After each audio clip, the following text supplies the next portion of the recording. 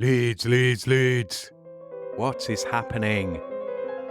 Welcome to Working Hours, an oral history podcast about a place called Leeds, a time called now, and an activity called work. Working Hours wants to record 1,000 loiners over the course of this, the most important decade in the history of the human species, and ask them about what they do all day and hear how they feel about it. My name is Simon, and this is all my fault. My mission here is to try to map out what my city, Leeds, a city that has declared a climate emergency, did during humanity's biggest emergency. On Working Hours, we hear how loiners have, are, and will be coping with our multiple and expanding crises during their day-to-day working hours. Can we turn things around? We'll find out. To tell this story, I need loiners like you, dear listener. I need people in Leeds or people from Leeds to come on this podcast and just tell me what they do all day and let me record how this affects us. Thank you for listening. What did you want to be when you grew up? Yeah, great question. I wanted to be a chef, actually. I always grew up in a household where food was always the central part of what we did. And my mum was actually in catering when she met my dad. Yeah. And then later on, my dad's been a serial entrepreneur and he's probably not been very successful at many of them, which is why he's jumped from one trade to another.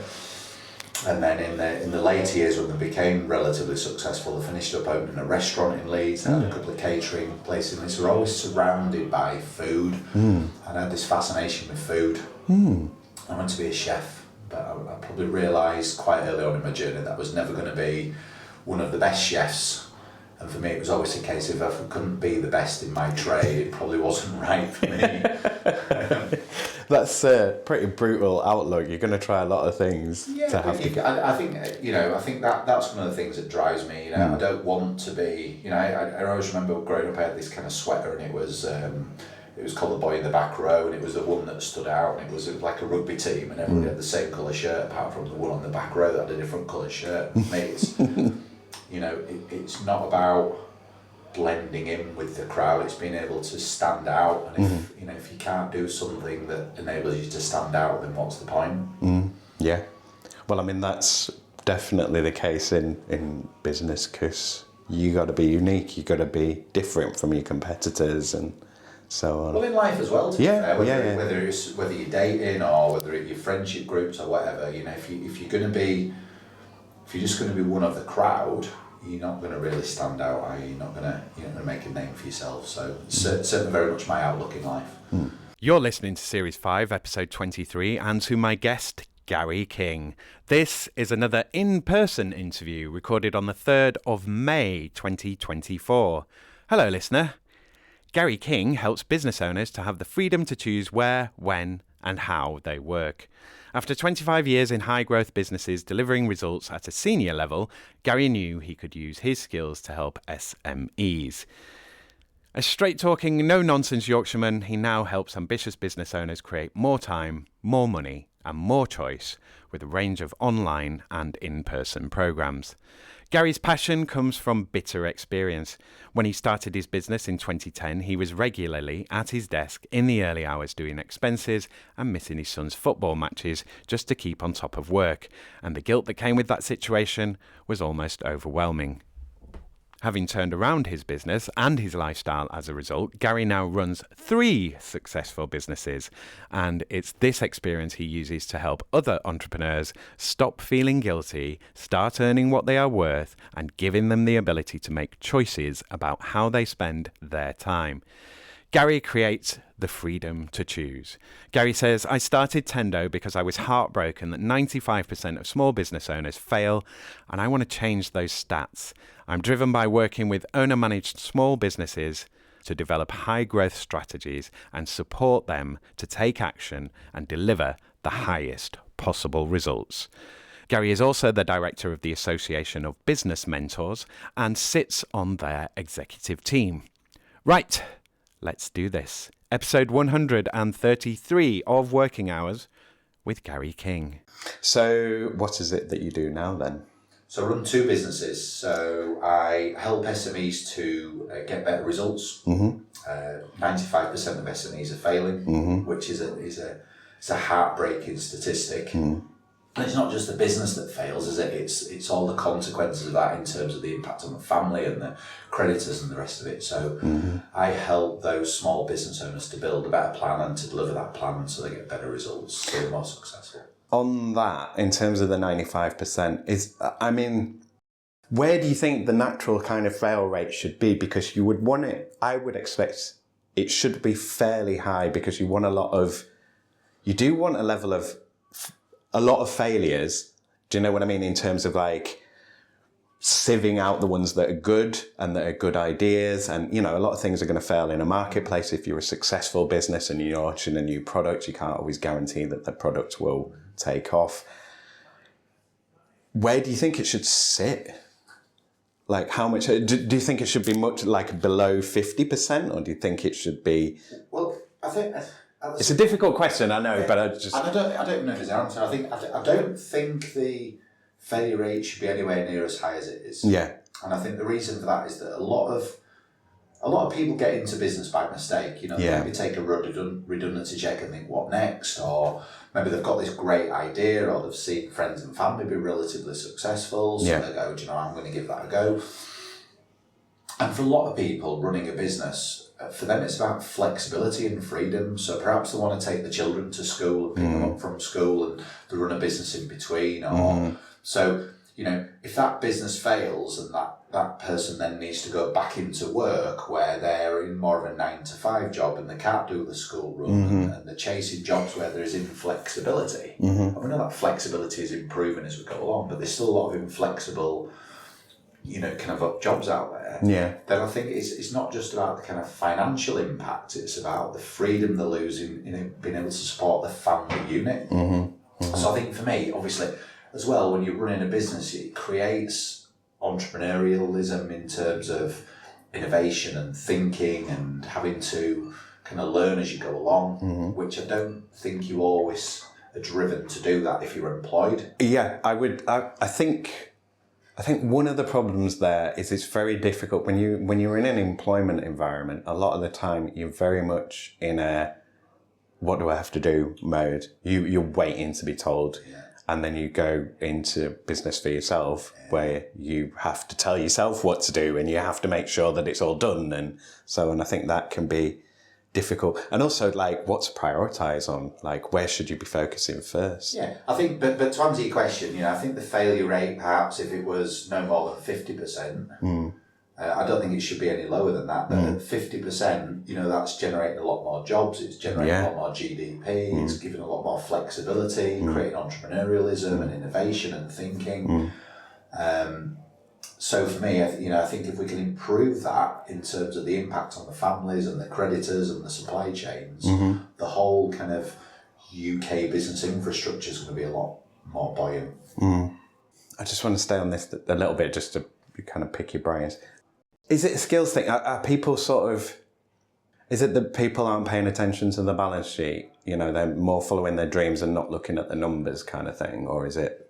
Are people being unrealistic with what they want to do, or? I think that this is probably a 3-hour conversation. Yeah. So I think there's a number of issues. I think firstly, people go in because they've got a dream, but they don't really understand whether that is feasible, so they don't maybe test the market. Certainly, depending on their experience. So this concept of technician business owner. So I've been a marketing manager and I'm going to set up and run a marketing business. I've been an accountant, I'm going to set up and run an accountancy practice. The difference you need when you're employed versus running your own business, the different skill set, mindset, the risks you take in, are significantly higher. I think, unless you are that accountant, the fact is that the majority of people don't understand the numbers. And so they don't understand the importance of looking at the numbers, what the numbers are telling them.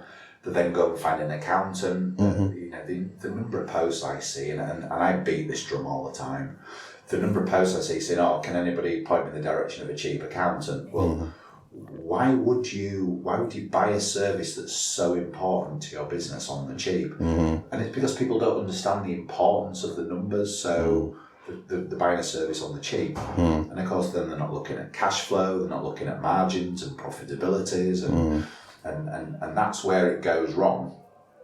But you see this all the time, that businesses suffer as a result of they run out of cash. Yeah, I was going to say capital. That's a consequence. It's not the issue, that's a consequence. The actual issue is they haven't got enough sustainable, profitable sales, and they haven't got the cost under control. So the symptom is not enough sales and no cost control. How that manifests itself, the cause, is running out of cash. Yeah, and cash seems to be the major thing, because even if you've got a bit of capital, it's then managing that so you get into profit. But if you set up an accountancy business and you don't know how to sell, you've not been trained to sell, you finish up selling your services on price, which is a slippery slope to nothing. Yeah. You finish up giving stuff away. You can't retain clients because you've got the wrong clients because they're only buying on price. So you're in this constant kind of tailspin of you win a client, you lose a client, you're out there and doing business development, and because you're selling on price. Yeah. And so every time your marketing is relatively successful and you get into a beauty parade for some new business, and it is a beauty parade, then let's say there's 4 of you competing for a piece of work and they're buying on price, and you can't articulate why you're better than the other 3 because you don't understand marketing. So therefore, you've been relatively successful with business development to get that opportunity to the starting line, and then you're winning 1 in 4. Because they're bought on price, they're more likely to leave you because they found somebody else that's cheaper. Yeah. And so what business owners don't do when they get started, quite often because they've won a piece of business by chance, is they don't spend time to understand the market, to understand the competition, and therefore they don't understand what differentiates them from their peers. Why should, it's a question I always ask, why should a customer, if a customer asks you at the end of a pitch, thanks for your pitch, why should we choose you over the other 2 or 3 people that have pitched to us today? If you can't answer that question in a dozen words, your business is dead. So, but ironically, I work with a lot of marketing agencies and digital creative agencies. One of the first things I say is, why should somebody buy from you? And they can't articulate that. Well, that's a marketing agency that can't get the proposition right. Yeah. So if a marketing agency can't articulate their marketing, what hell? For themselves, how are they going to help you? Well, how are they going to help their client? Yeah. So if you can't answer that question in a dozen words, you've gone.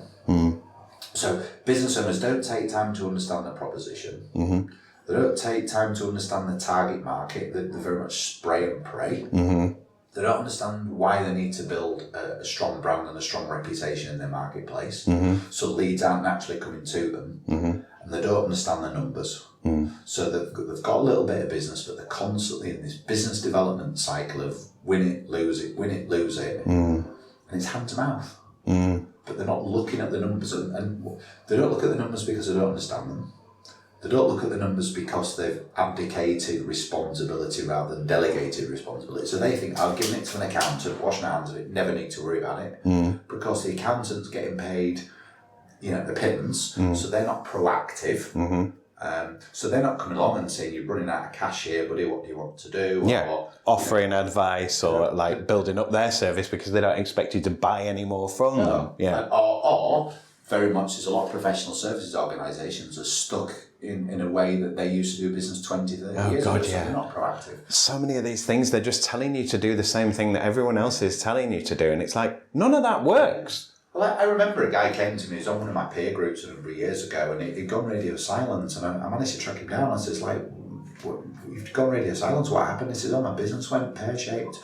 He says, I was literally flying 1 minute, and within 3 months, I had failed. And I says, what happened? He says, well, now at that point, he had a business advisor that was also an accountant.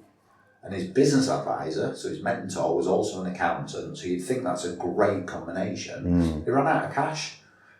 And he went to his accountant and he says, why didn't you tell me I was running out of cash? He said, because you never asked me.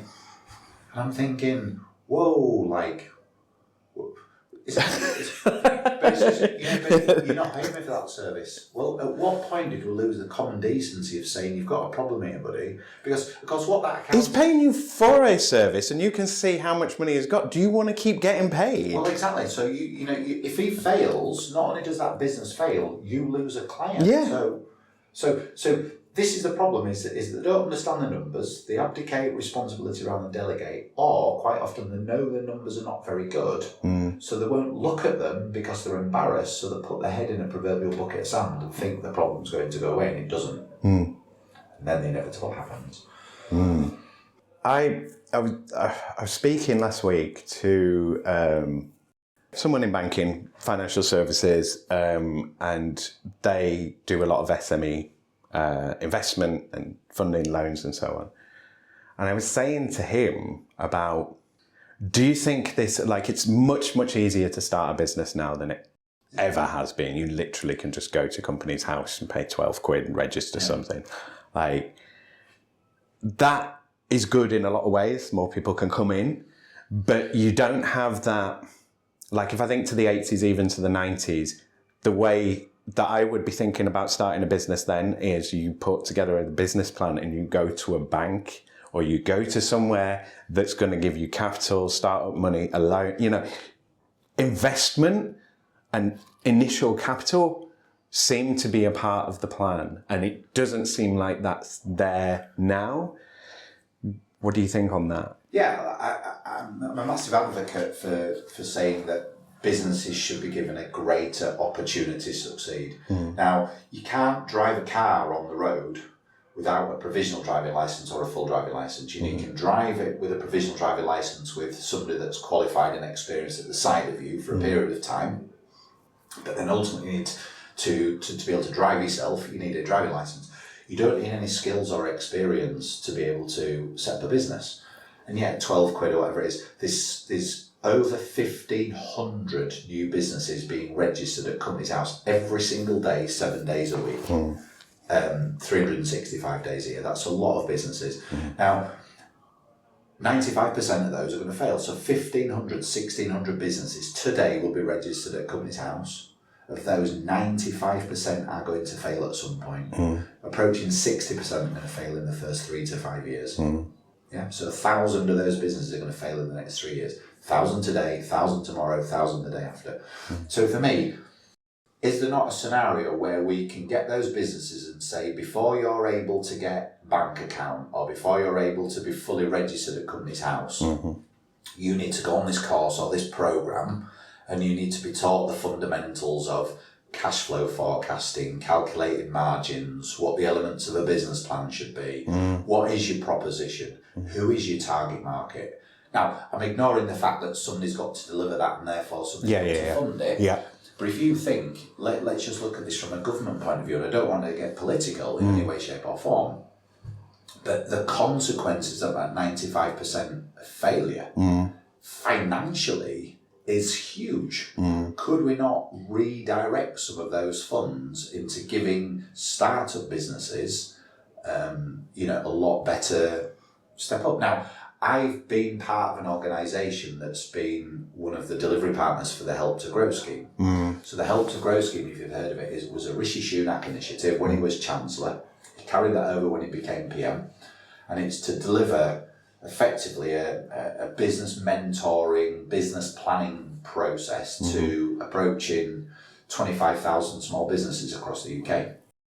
Now, you can be a startup business, you can be pre-revenue, post-revenue. The idea is you can pay a modest amount of money. The reason it's a modest amount of money is statistically, if you've got some skin in the game, you're more likely to take action. Yeah, if it's free, it seems worthless. People don't put the effort in if it's cost them nothing, because they think, well, it's cost me nothing, it doesn't matter if I don't do anything. Yeah. Whereas if they've spent a few £100s and some of their valuable time, they're more likely to take action. So it's been hugely successful in terms of what it's delivered, the impact to those small businesses. But at what point do we make something more wider scale, more mandatory? Clearly 25,000 businesses is a huge number. That's 25,000 businesses when there's 1,500 starting every single day. So that even won't cover a month of new business registrations. Yeah. I mean, as a first step, I would say put up the price at company's house. Just, because it'll thin the number down a little bit. Just make it a little bit more expensive, but not out of the realms of most people to be able to do it. That's the thing. But if you put barrier to entry, people are going to. Now, we don't want to stop entrepreneurialism. Yeah. What we do want to do is encourage greater success within those entrepreneurs at startups. And people to be realistic, not just watching Insta videos about grind and doing, right, you've done. I mean, you can be a busy idiot doing 80-hour weeks, it doesn't matter how many hours you're doing. It's like, what money are you making during those hours? Yeah, absolutely. Yeah. I can't remember. You said 2 businesses. What's the other business? So one is effectively mentoring business. So that is helping a business owner put a business plan together. Yep. And it's just a single page dynamic business plan. It's not one of these kind of multi-page roller coaster that people put in a drawer or on a shelf and they never look at. Yeah. So the idea is if you've got a business plan, and less than 75% of small businesses have got a business plan, if you've got a plan, you've got something that's going to guide you to your long term, and it's going to have your proposition, your pricing and all the rest of it on. And then I hold their hand to help them through muddy waters to deliver that business plan. What I then realised when I was about 6 or 7 years into that business is there was a lot of marketing businesses out there that were talking a good game. Now, have you heard the phrase, to every hammer the problem's a nail? So if I go to a web agency and tell them that my business is struggling, guess what? They're going to tell me I need a website. If I go to an SEO agency and say my business is struggling, I want more customers, they're going to tell me I need SEO. To those businesses, to every hammer, the problem's a nail. And what I found is that it wasn't necessarily always the right solution. And as soon as you challenge them on ROI, they blamed everybody themselves and did a runner. And so these people are constantly, they'll take the money off you, not deliver results, blame somebody else, they'll lose you as a client and they'll go on and find somebody else. So I set up a marketing company that puts planning first. So, we will develop a plan for you that will identify what tactical delivery you need. So that will tell you whether actually a website's the right solution and when and what ROI it will deliver. It will tell you whether SEO is the right solution and when and what ROI it will deliver. But it will basically help you and guide you to what your long-term, results are and work backwards.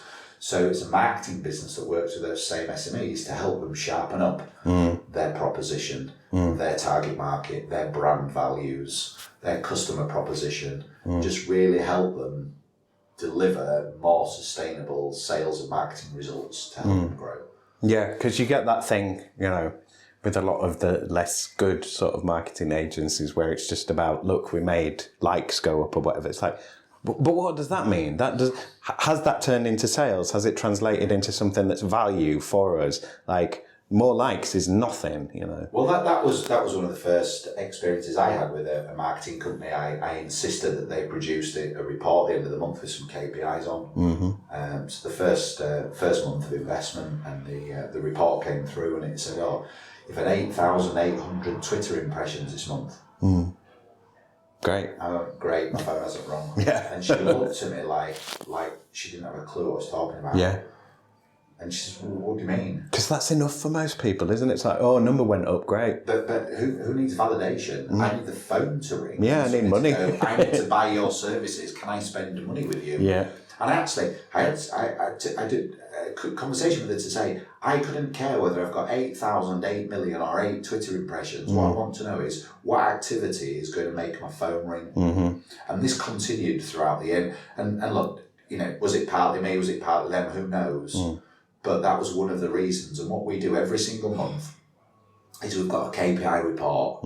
We agree with the client up front on engagement. What are the KPIs? What are you measuring? Yeah, what do you want? What are you looking for? If you want us to measure the number of times the phone rings, or client retention, or spend per client, or spend per transaction, or lead time to new, you tell us what KPIs you want to measure. We'll challenge you on them if they're not the right KPIs. And then each month we're going to give you a KPI dashboard to say, this is the impact we've delivered in the month. And based on those KPIs, we'll agree then with the client what they think any changes or what we think any changes to the marketing plan should be the following month. So it's very much KPI focused. I mean, it's really difficult. I mean, there's an art, isn't there, with marketing? It's like you kind of, there is a level at which you throw things into the world. It's very planned and this, that and the other, and then see what comes back. So I can understand why people are sometimes a little bit like, we can't really tell you directly. But also we know that marketing works. It does translate directly into sales in a lot of cases. And it's like, we ran this ad and sales went up so much. So there is, you can record that. You can, but this... It's not an exact science, but you've got a gist. No, I cite an example where I sent one of my weekly newsletters out and I immediately got a reply back from someone that's been in my network for a number of years and said, Gary, it's about time we chatted. It's, you know, we've not spoke for a while. You know, this has really resonated with me. It's about time we chatted. And we met and had a coffee and we shook hands on doing some business. Now, was it the blog that won me that business? Was it the fact that I'd been to numerous networking events and bumped into him that won me that business? Was it the fact that I constantly recommend and refer and add value to him on LinkedIn that won me that business? Was it my network that were constantly, you know, beating my drum that won me that business? The reality is it's probably a combination of all of them, yeah. Now, the trick I've got as a business owner is if I'm too busy or my budget is tight, which one of those 4, 5, 8, 10, 50 marketing channels do I turn off? Because I might go, well, that is responding to the newsletter must be working. Well, actually, that's just a proverbial straw that broke the camel's back type of thing. It's all the rest of the activity that built up the brand and the awareness and the trust and the like. And it just happened to be that one that resonated. So that there is a difficulty there, and I acknowledge that. Yeah. But there is still, like, you know, all marketing agencies, their goal should be, we added this much value for you. You paid us this, we brought this in. Ideally is what it should. Like, I think yes, 100%. Because that's where you get your testimonials and your case studies. You know, you've spent 10 grand with us and we've generated 100 grand's worth of sales. So let's go and tell all our other prospective clients. Now, I've got a web client who told a story recently. Now, he does websites and he does SEO. And he got called in to see a prospective client, and it was, you know, where they reskin the kitchen door, so you don't need to buy a whole new kitchen, but you get a little bit of a facelift on your existing kitchen. And this guy had spent money on a website elsewhere, and he'd invited my client in as part of a beauty parade to do some SEO. My client does an analysis on his website, and he goes, look, your website's not going to convert traffic. I can't work with you on SEO because I can drive traffic to your website, but it's not going to convert traffic because your customer experience on your website and how your website's been set up, it won't convert traffic, so that won't deliver a return. So this is a result. I'm not going to quote for you on doing any SEO unless we can make these fundamental changes to the website. And he said, well, I've had 3 other SEO agencies in here and they've all told me it's going to cost between 2 and 3 grand a month to get results. Now they've all gone in and pitched for 2 to 3 grand's worth of business on a retained contract for a minimum of 6 months. Now, have they done the analysis to know that it won't convert? No, that would be just salespeople selling, wouldn't it? Possibly. It could be the fact that they don't understand it, they're ignored it, they're just wanting to make a fast buck. But you know, if you're one of those companies that go in and want to make a fast buck, or you've got a salesperson being salesy, and that doesn't deliver an ROI because the website won't convert traffic, then what kind of testimonial are you going to get in 6 months? And for me, you're only as good as your last testimonial. And, you know, yes, we're in Leeds and there's, 125,000 small businesses in the region.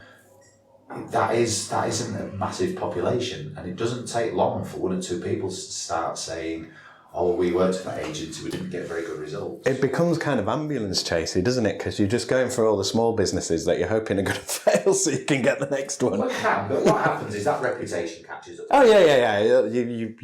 Your life is short. So, you know, I talked about brand earlier. My view is simple, is that, you know, gone are the days when people would meet you for a coffee without, you know, checking you out online, because everybody's got an online presence with LinkedIn and Twitter and, you know, whatever social media platform you're on with your website. So, you know, I had a case in point last week where I got a direct message from somebody on LinkedIn that said, hi Gary, we've been following you for 3 months. So that doesn't sound ominous, does it? No, They'd never commented on a post. They'd never liked a post. They'd never shared a post. So I was connected to them, but to me, they didn't exist. I'd said hi. I'd connected to them. I'd said hi. You know, just as a bit. I use a piece of AI software that's just not one of these that's salesy. I just say like, thanks for connecting. Look forward to kind of seeing and sharing your contact. And so we've been following you for 3 months, and now's the time for us to chat. Now, what people do is they check you out online, and they go, do I want to spend my hard-earned cash with this business? Now, does my message resonate? Does what I do and what I say align with their values? Does the value that I deliver, the ROI that I deliver, is that in line with their expectations? And they're checking you out. Now, I don't know how many people follow me for 3 months and they check out because I'm not the right fit. But here's the thing. If you're an agency that's taking business that you know is not going to deliver results, and it could be web agency, it could be marketing company, it could be coach, mentor, consultant, anybody that's in that advisory space, accountant, that we talked about earlier, if you're in a place where you're taking fee over value, then you're not going to deliver an ROI. Therefore, your audience is not going to be talking positively about you. So all those lurkers, 99% of people, your connections on LinkedIn are lurkers. In fact, 99% of people that are not your connections are lurkers.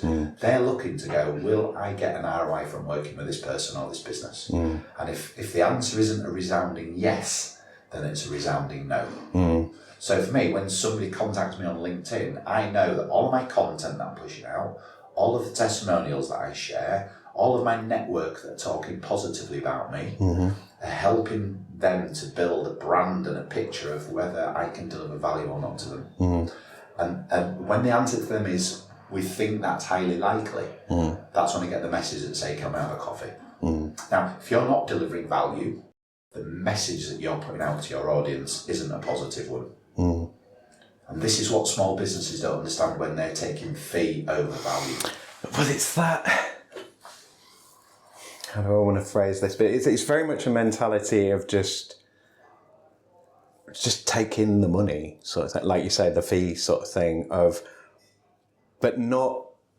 But I mean, you've distilled it. I don't need to re-explain it. But yeah, it's that whole thing of like, why aren't you investing in your customer, in your client, in the business that you want to deliver for them? Why do you just want to go through the motions and just tick it off? That's very much a retail kind of mentality. That's like someone walking into your shop. There's two answers to that question. Firstly, they're so hand-to-mouth that they need the business, and therefore the paycheck is more important than the value alignment because it's a short term. I need that grand, 2 grand, 3 grand, or that 6-month commitment, because that's the difference between how much dividend I pay myself or whether I can pay my staff. So they need it, so they don't have a choice, they have to take that business on, and they have to pray that it delivers ROI, or pray that they can argue the fact that it wasn't them at the end of it. So that's one answer. And there's a lot of businesses hand to mouth, a lot of people in the coaching, consulting, mentoring space that I sit in that are not good at delivery, and therefore they're constantly hand to mouth. And then the second one is a business has got enough business, but they're greedy. And they think we'll just take another client on because actually that's another cherry on the cake. And they hope that when it gets to the end of the contract period or the end of the piece of work, that either it has delivered some kind of ROI, or they can argue why it hasn't delivered an ROI and therefore it's not them. So the trick should be for any small business, and it comes back to all those bits we mentioned earlier, if you get your proposition right, if you understand your numbers, if you can articulate your target market, if you can build a brand and reputation, you get to a point down the line where you're in a thankful enough position that you can afford to say, actually, I don't think I'm the right fit for you, or actually, this is not going to deliver ROI. Now, how I approach this as a business mentor, and it's exactly the same in the marketing business for us. I judge every new client that I take on board, and we go through a very thorough onboarding process in terms of understanding whether they're the right fit. Got a unique way of doing that. Is if I don't think there's a chance at the end of that piece of work that they're going to continue working with me because they've not gotten an ROI from the time and money they've spent. If I think there's a chance they're not going to give me a testimonial, I won't onboard that client, because it should never be about the paycheck. if I undertake a piece of work with a client, and that's my valuable time and their valuable time, and they've paid me their hard-earned cash, and I think they're not going to continue to work with me, or they're not going to give me a testimonial, then I won't onboard that client. Because why would I onboard a client where there's a high chance they're not going to continue to work with me? Because I'm then getting a very small ROI on that business development activity. And if there's a chance they're not going to get a testimonial because I think they're not going to do the work, or they're beyond fixing, or actually my skill set isn't the right skill set for them, then I'm not going to deliver ROI. Then when somebody approaches them and says, well, I'm thinking of working with Gary at Tendo or Gary at Think Smart, what do you think? And they go, as soon as somebody's making that noise about your reputation, you've lost it. So when they go without hesitation, he will deliver results. He got results for us. He continues to deliver results for us. He's great. Or best spend. You know. Then when people are saying that about you in a crowded market, it comes back to what I was saying earlier. It helps you elevate yourself and stand out from the crowd. So how do you get yourself into a position where you have that confidence, where you're not in that? Like, do you have to take the leap of faith of just like, I'm going to let that paycheck go because I need to be about, I can't just take money for the sake of it. Look, I'm not going to sit here and say, I for 14 years, every single business I've taken on. Now I'm going to say, of course, that I believe that I've delivered value to every single client I've worked with. I've never taken a client on that I thought it's just about the paycheck. Never. So I've always taken a client on in good faith. But what businesses don't realise, as I've just said, is if you take a client on where there's a strong chance they're not going to give you a glowing testimony at the end of it, what you've got to realise is that when that prospective client approaches them, and they will bump into them because, like I mentioned, that little story with somebody lurking on LinkedIn, if people are saying on LinkedIn, Gary, Tendo, or they're not glowing about the work that they've got, then that phone call isn't going to come, that direct message isn't going to come. So you've got to, in my mind, view every single piece of work with that. Is it going to damage my reputation? Is there a chance here that's going to tarnish my reputation? Even just one drop in a big pool, because they're not going to get value. And look, I sometimes will walk away from a client. I do like a little mini program when we get started, just to kind of look at fit and alignment. And it gives me and it gives them a get out clause. But there are times when I've gone to a client and said, you're not taking action, this isn't working for me. And I've said, look, I'm going to have to draw a line under it there. I can't continue to work with you because you're not taking action. You're not going to get results. And then when somebody approaches you in 3 months and says, you spent $4,000 with Gary, did you get results? You're going to go, no, you're not going to blame yourself. You're not going to go, I didn't put the work in. You're going to blame me because it's easier for you to blame somebody else because then you don't look a dick. So you're going to blame me. And if you blame me, that's going to tarnish my reputation. So I ain't going to do that. So I'm going to stop working with you because you're not taking action. You're not going to get results. And unfortunately, you're going to have to go somewhere else and get somebody else to support you. I'm out. And that's a tough call, that is.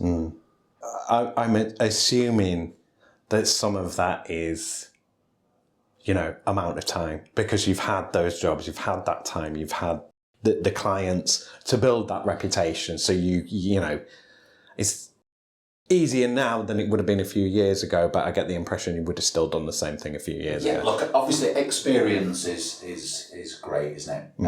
It's all about understanding what's important to you from a values point of view. So I can remember another quick story, a guy that got referred to me who was running a web and IT business actually. And £600,000, nice business, wanted to kick on. So we met for a coffee for an hour. And every single time his phone bleeped, he picked his phone up mid-sentence, I'm talking, mid-sentence, picked his phone up, bleeped. Him talking, mid-sentence, picked his phone up. And it's distracting. And he'd check his phone. Now, for me, if I go into a meeting with a client or a prospective client, I put my phone in airplane mode. I don't even put it on the table at the time. I put it in my bag, it's hidden away. It's hidden away now, right? We got to the end of this meeting and we didn't finish the meeting because there was that many interruptions. Now, I was a little bit naive at that time, and he said, look, we haven't really finished the meeting. I've got to go. I've got another appointment. I'd love to kind of continue this conversation the following week. And I always looked at people with I think I can turn these round. I think I can change them. I've realised that, leopard never changes the spots. No chance. So he said, for this meeting next week, I'm bringing my head of operations in. So the two of them were in the meeting with me. And the same thing happened for an hour. Yeah, because the bed's so important. Well, but all he did is every single distraction, and he got to the end of it, and he says, look, I love what you say, and I'd love an opportunity for you to support me in the next steps of my business. And I said, I'm not going to be able to support you. I said, I don't think I'm the right fit for you. I said, for 2 hours we've sat here, and you've constantly been on your phone, you've constantly been interrupted. That tells me you're easily distracted, you're not focused, you're not going to get the results you want. I don't think you've listened to half of what I've said, so you're not going to listen to what I say in a one-to-one.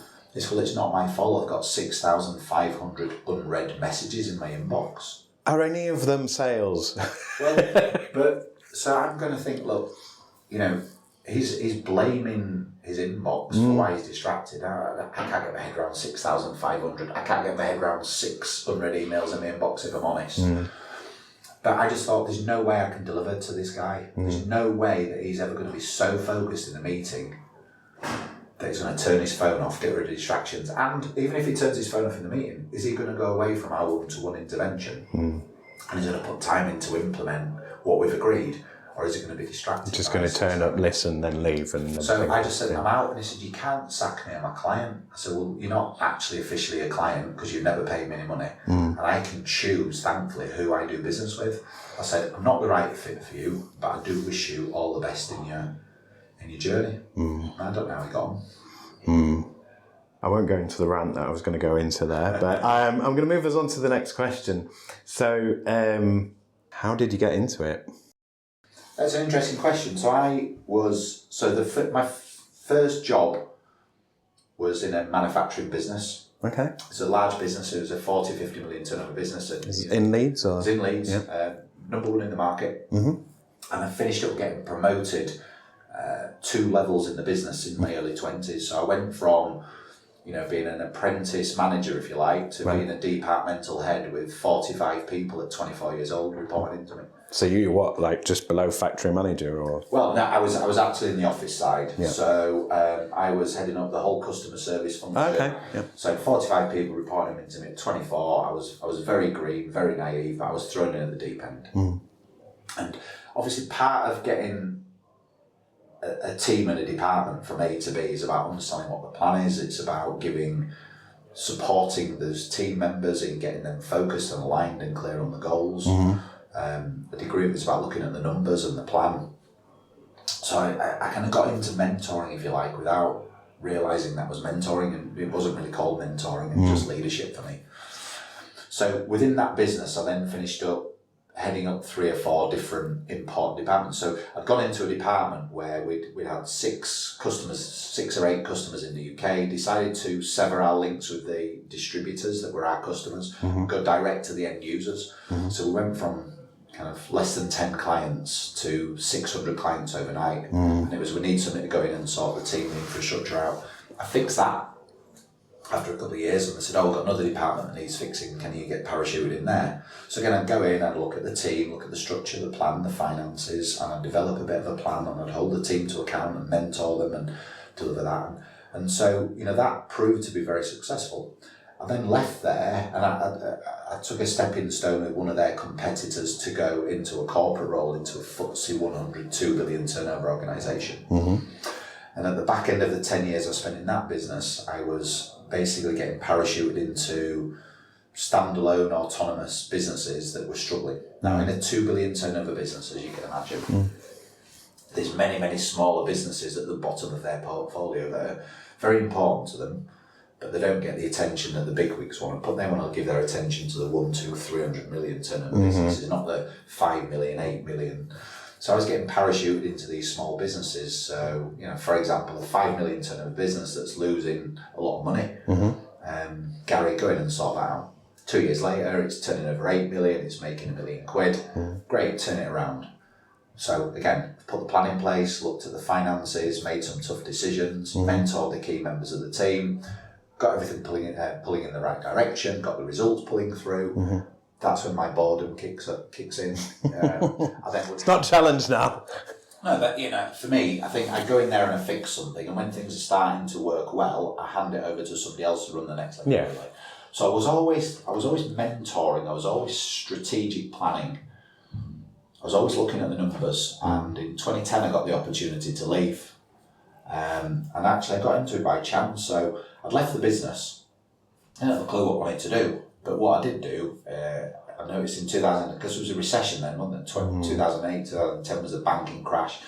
I'd seen a lot of small businesses around me failing. I mentioned my dad earlier that had bounced from one entrepreneurial kind of idea to the next, and I thought there's got to be a better way. And actually what happened is a guy that I knew through business, it was in the same market as we were. I was connected to him on social media, and he dropped me a line, how's things, how are you?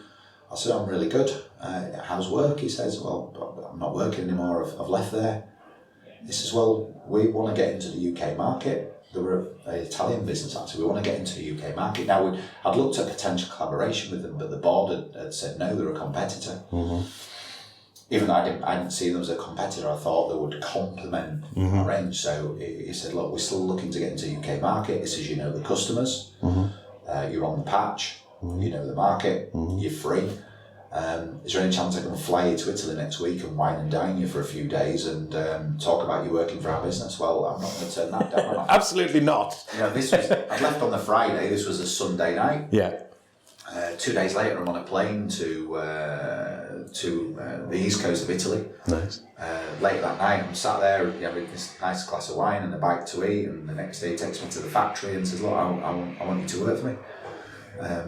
So for an X number of days a month, I just want you to work for us and go out and sell some widgets, which is what I did. So it was interim sales. So the idea at the time was business owners are either not good at selling for all the reasons I talked about earlier, because they're a good accountant or they're a good marketing person, they're not good at selling. Or they're good at doing the job that the business is about. They're good at being a technician. So they've been taught to be an accountant, so they're great at being an accountant, but they've never been taught to do marketing, do sales. So the job was, I've got 25 years of experience delivering sales. I've been on all the courses, and I've got the accolades.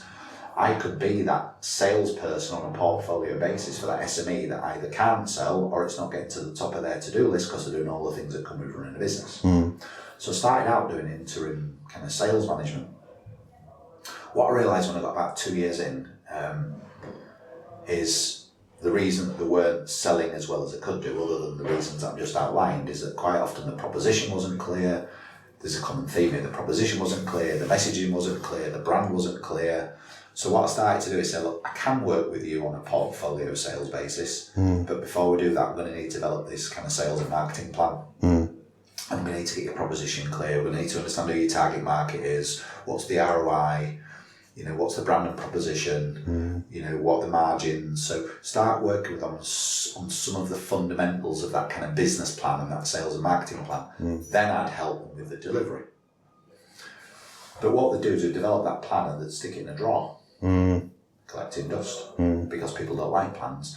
So what I would then say is, look, the only way we're going to deliver this plan together is that we sit down on a monthly basis and I hold you to account to deliver the elements of the plan that I'm not responsible for. So by default, I got into developing a business plan and almost mentoring them on the delivery of the business plan. And then the next client came in and said, look, I need some help to get from A to B. Now, they weren't coming to me asking for interim sales, whereas the previous people, I was going out there and saying, I'm an interim salesperson, this is what I do, this is the problem that I solve. The next person that came to me and said, look, we want to grow our business from A to B. Now, I could have gone, well, I do it via interim sales, so I could have been one of those hammers thinking every problem's a nail. I went, no, actually what you need is a business plan, and you need somebody to hold your hand to deliver that business plan. And they went, yeah, that sounds about right to me. So I signed them up as a mentoring client. Then the next time somebody else came up along and said, we want somebody to do some interim sales for us, I said, no, you're better off doing the interim sales because you're the best person to understand your product and your offering. But what we'll do is I will teach you the elements of the plan you need for you to be able to sell it.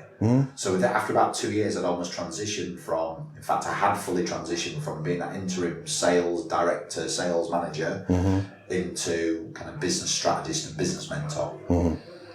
And I think, there's a tip there for all businesses. Just because what you start out doing is a great idea doesn't mean that you won't be guided by what the customers in the market actually want.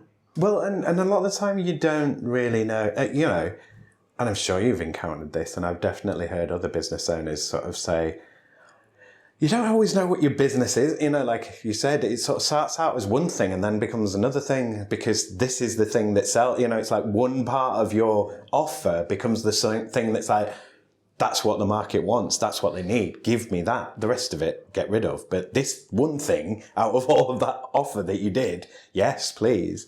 So, and you kind of have to go with that, don't you? You have to do. You have to go where the money is. Well, you have to go where the money is, but you have to go with what puts fire in your belly as well. And if I'm not delivering as good a results as I think I'm able, and it's not the right fit in terms of interim sales director and sales management, and I think what those small businesses actually need is a plan and a mentor to guide them, then yes, you go where the money is, but the money's only there because actually there's a greater need and a greater desire for that service. So, there's plenty of people in my network do that interim sales bit, and fair play to them. I've got great relationships with them, and I'd advocate some of those. But when a client comes to me and they don't have a business plan, nobody's to hold them to account. And actually, the couple that approached me on LinkedIn when I had the coffee with them last week, they spent an hour articulating exactly what all their challenges and frustrations and opportunities were in business. And then once I'd finished, I said, well, how do you think I can help you? Because I never really try and kind of put words into that. How do you think I can help you? Why am I here? And they said, we need somebody to hold us to account. We need somebody to help us take action. And that's what people will say about me. So for me... And you did straight away. Yeah, absolutely. Free of charge. Yeah, absolutely. And that's the trick for me is, yes, you go where the money is, but the money's only there because there's a need for that service. Yeah. So before I move on to the next questions, I want to spend a little bit of time on learning and development training and so on. So this sounds to me, in a lot of cases, is it just people being unrealistic and not seeing the woods for the trees, or is it just there aren't the skills and the competence, and that you're coming in with like the experience of doing it, knowing it, you've gone through the steps, the process, created the process, worked the process? Is it just that they don't have the experience and knowledge? They don't have that they're bringing in from other firms? Like, is that the problem? I think it's a combination of both, depending on who the business owner is. So the phrase I use quite often is, you don't know what you don't know. So, if you don't know how to calculate a gross margin, you don't know how to calculate a gross margin. If you don't know the importance of a cash flow forecast, you don't know the importance of a cash flow forecast. So if you don't know the importance of a cash flow forecast, you don't know how or what question to ask your accountant for them to give you a cash flow forecast. So, is that the business owner's fault because they don't know what they don't know? Or is it the accountant's fault because they're not articulating what the business owner should be asking for if the business owner is not asking for it? So there's a big part of you don't know what you don't know. So you as an entrepreneur, you've got to make sure every day's a school day. Now, whether that be books, webinars, being in the right room that you learn, the whole kind of, if you're the cleverest person in the room, you're in the wrong room. Yeah. So, I always went out and asked loads of people, what's the one tip I should implement? What's the one thing I should do differently? I was always listening and learning from people. So that's one element. But I've got one client that sticks out for me at the moment, and he's a very successful guy, very clever guy, and he says to me at the end of every session, Gary, I know exactly what I'm doing.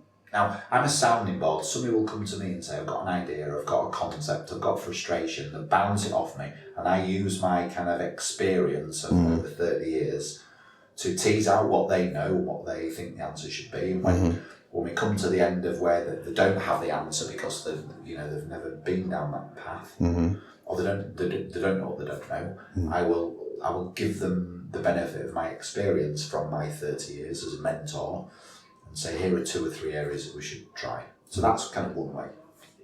But this particular guy says, Gary, I know what I'm doing. He said, but the sole benefit for you is that when I know I'm meeting you, I'm going to take action that I wouldn't take if I wasn't meeting you. And it is that as humans, we put things off to the last minute. And sometimes we need somebody there. We need somebody in the room. It doesn't have to be hand-holding. Sometimes you just need someone to watch you do something or just be in your presence, just to kind of get you in that mind space. Yeah, now it might be, nobody likes cutting the lawn, nobody likes decorating the spare room, nobody likes washing the car, whatever it might be. You put things off to the last minute, or a lot of humans do. So if you want to put things off to the last minute, you're quite often not going to get the results you want. Now he says, I know what I need to do, but I know that if I'm meeting you this Friday at 4:00, I'm going to complete all my actions, because I know that you're going to hold me to task and you're going to feel my collar. You're going to kick my proverbial backside. Yeah. And he says, I don't want my backside kicking by you. He says, so if I turn up and I've done my 6 actions and I've got the results and you're not going to kick my ass, then I've gotten value from the time we've spent together. I get that, absolutely. It's about accountability and taking action, because you can have the best plan in the world, but a plan without action is just a dream, right? But then there's those that don't know action to take because they don't know what they don't know. Yeah. I mean, I can totally see his point of view. It's like, I know what I need to do. I just know that I'm not going to do it unless someone makes me do it. But I also don't want to be told off.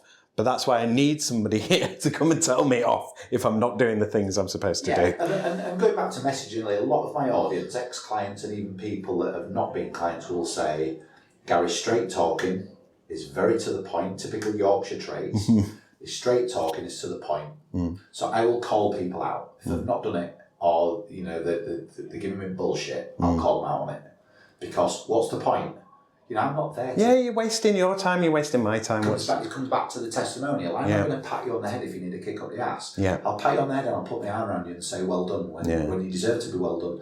But if you've not taken action, you've not done what you said you were going to do, I'm going to kick your ass. Because if I kick your ass and you get results, you're going to give me a glowing testimonial in 2 months. If I put my arm around you and pat you on the head and go, there, it's okay, and you don't get results, and I don't get a testimonial in 2 months, then not only have you not got results, then that's going to damage my reputation, and I'm not prepared to take that risk.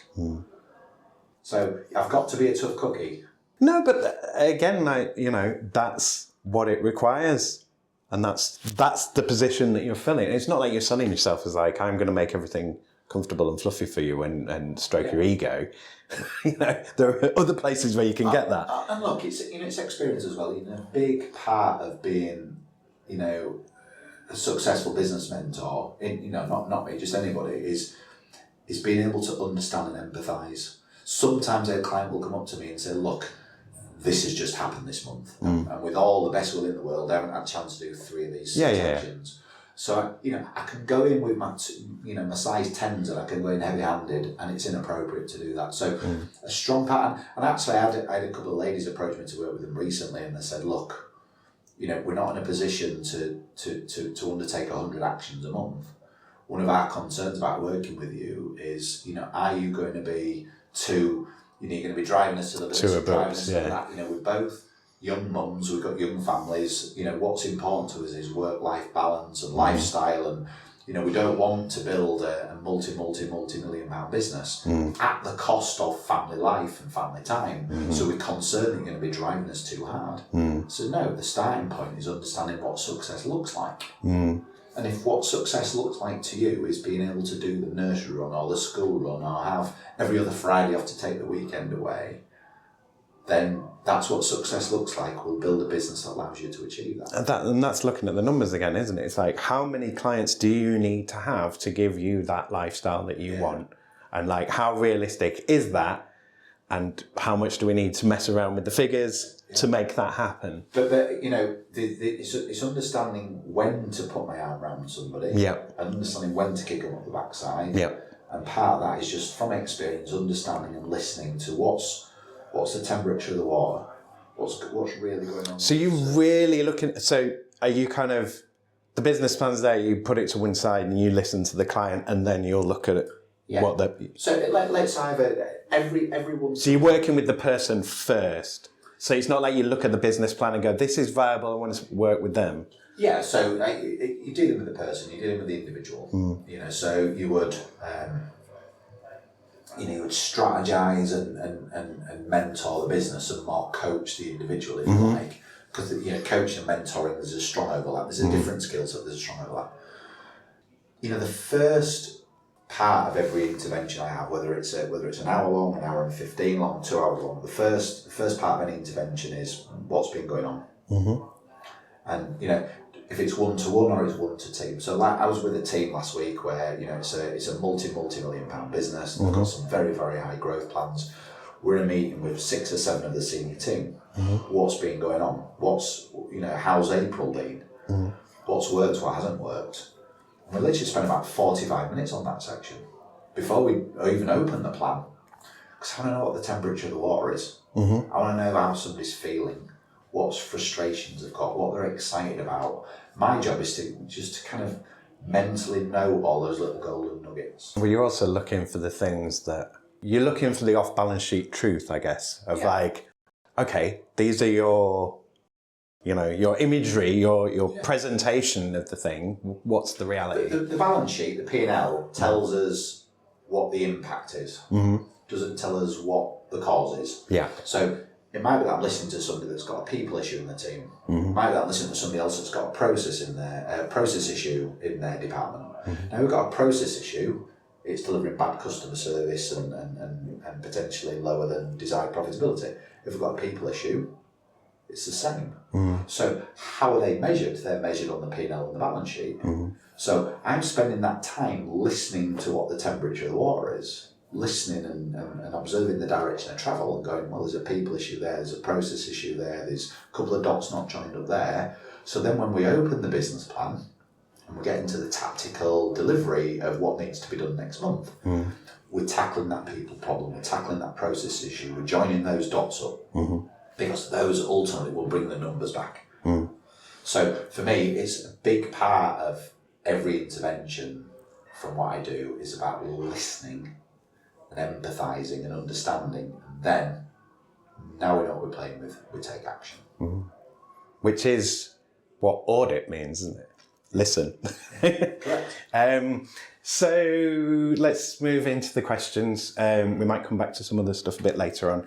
I'm going to kick us off with COVID. What I want to look at here is 2 things mainly. Firstly, what was the effect on your work going into it? Was it crazy? Did everything fall through the floor? Did it kind of continue as normal? Like, how much did you have to adapt? And then coming out the other side of it, has anything changed for you permanently in the way that you work? Yeah, great question. Absolutely. I think for me and for COVID, it forced a lot of businesses to do things that they knew they needed to do that they were putting off. So again, for an example, I was working with a school photographer. In school photography, you generate a majority of your business in 3 months of the year, and then for the other 9 months a year, it's cost. Right. And throughout these 9 months, he had a very high overhead. And I kept saying to him, look, you need to put all of these people on contracted hours, get rid of the overhead when you don't need them, because what you're doing is basically making a load of money in 3 months and losing all that money in 9. So at the end of the year, he's got no money left. I said, well, why don't we take the cost out? If we can't retrain these people to do something else, use their photography skills to generate other revenue, we need to get rid of these people. And they were quite toxic, but he wouldn't deal with them, because he felt that they had him over a barrel. And I must have said to him in more meetings than enough, you need to get rid of these people, you need to put them on contract, you need to, we came up with all these strategies and they just wouldn't take action. And actually it was before COVID we stopped working together, because we just hit a stall point where without him taking action, there's nothing we could do. Yeah. He goes into COVID, of course, what does he do? He puts all of these people on furlough, reduces all of his costs. Now, obviously, he couldn't do school photography. When schools did open, these 3 people actually approached him and said, look, we've been having a bit of a rethink about our business and we want to go freelance. So he said, well, that's fine. Can I just contract you for 3 months of the year? I'll give you a guaranteed contract for 3 months of the year. I went, yeah. So actually, COVID forced a decision on his business that actually I've been telling him for 2 years to take. When I spoke to him a year after that, he said, I've had the most profitable year in my entire history. Why is that? Because he's not carried the cost. It was the same for me. Now, I work with a wide range of clients in terms of shapes and sizes, face-to-face and online. So you can imagine with that, there's different price points. The larger clients will pay me more money because it's a larger intervention. The smaller clients pay me less money because there's a smaller intervention. As we walked into COVID, a majority of those clients that were on the smaller fees, that were an hour here, an hour there, they all decided for financial reasons they weren't in a position to continue working with me. They just couldn't. They needed to throw weight overboard to survive. So all of those clients pretty much bang on all said, we can't work with you, we're going on. Were they sort of ringing up as we kind of went into lockdown, or was it sort of like lockdown happened and then you just got a load of people going? Yeah, certainly. I got one or two just panicking. Yeah. When there was a chance it was going to happen in that kind of preceding month. So all that noise wasn't going to happen. The lockdown. But pretty much as soon as that lockdown hit on that Tuesday the 23rd or whatever it was, I literally got however many emails within the week saying, look, we regret to do this. We're going to have to just pull the plug. We're sorry to do this, but what choice did I have? Yeah.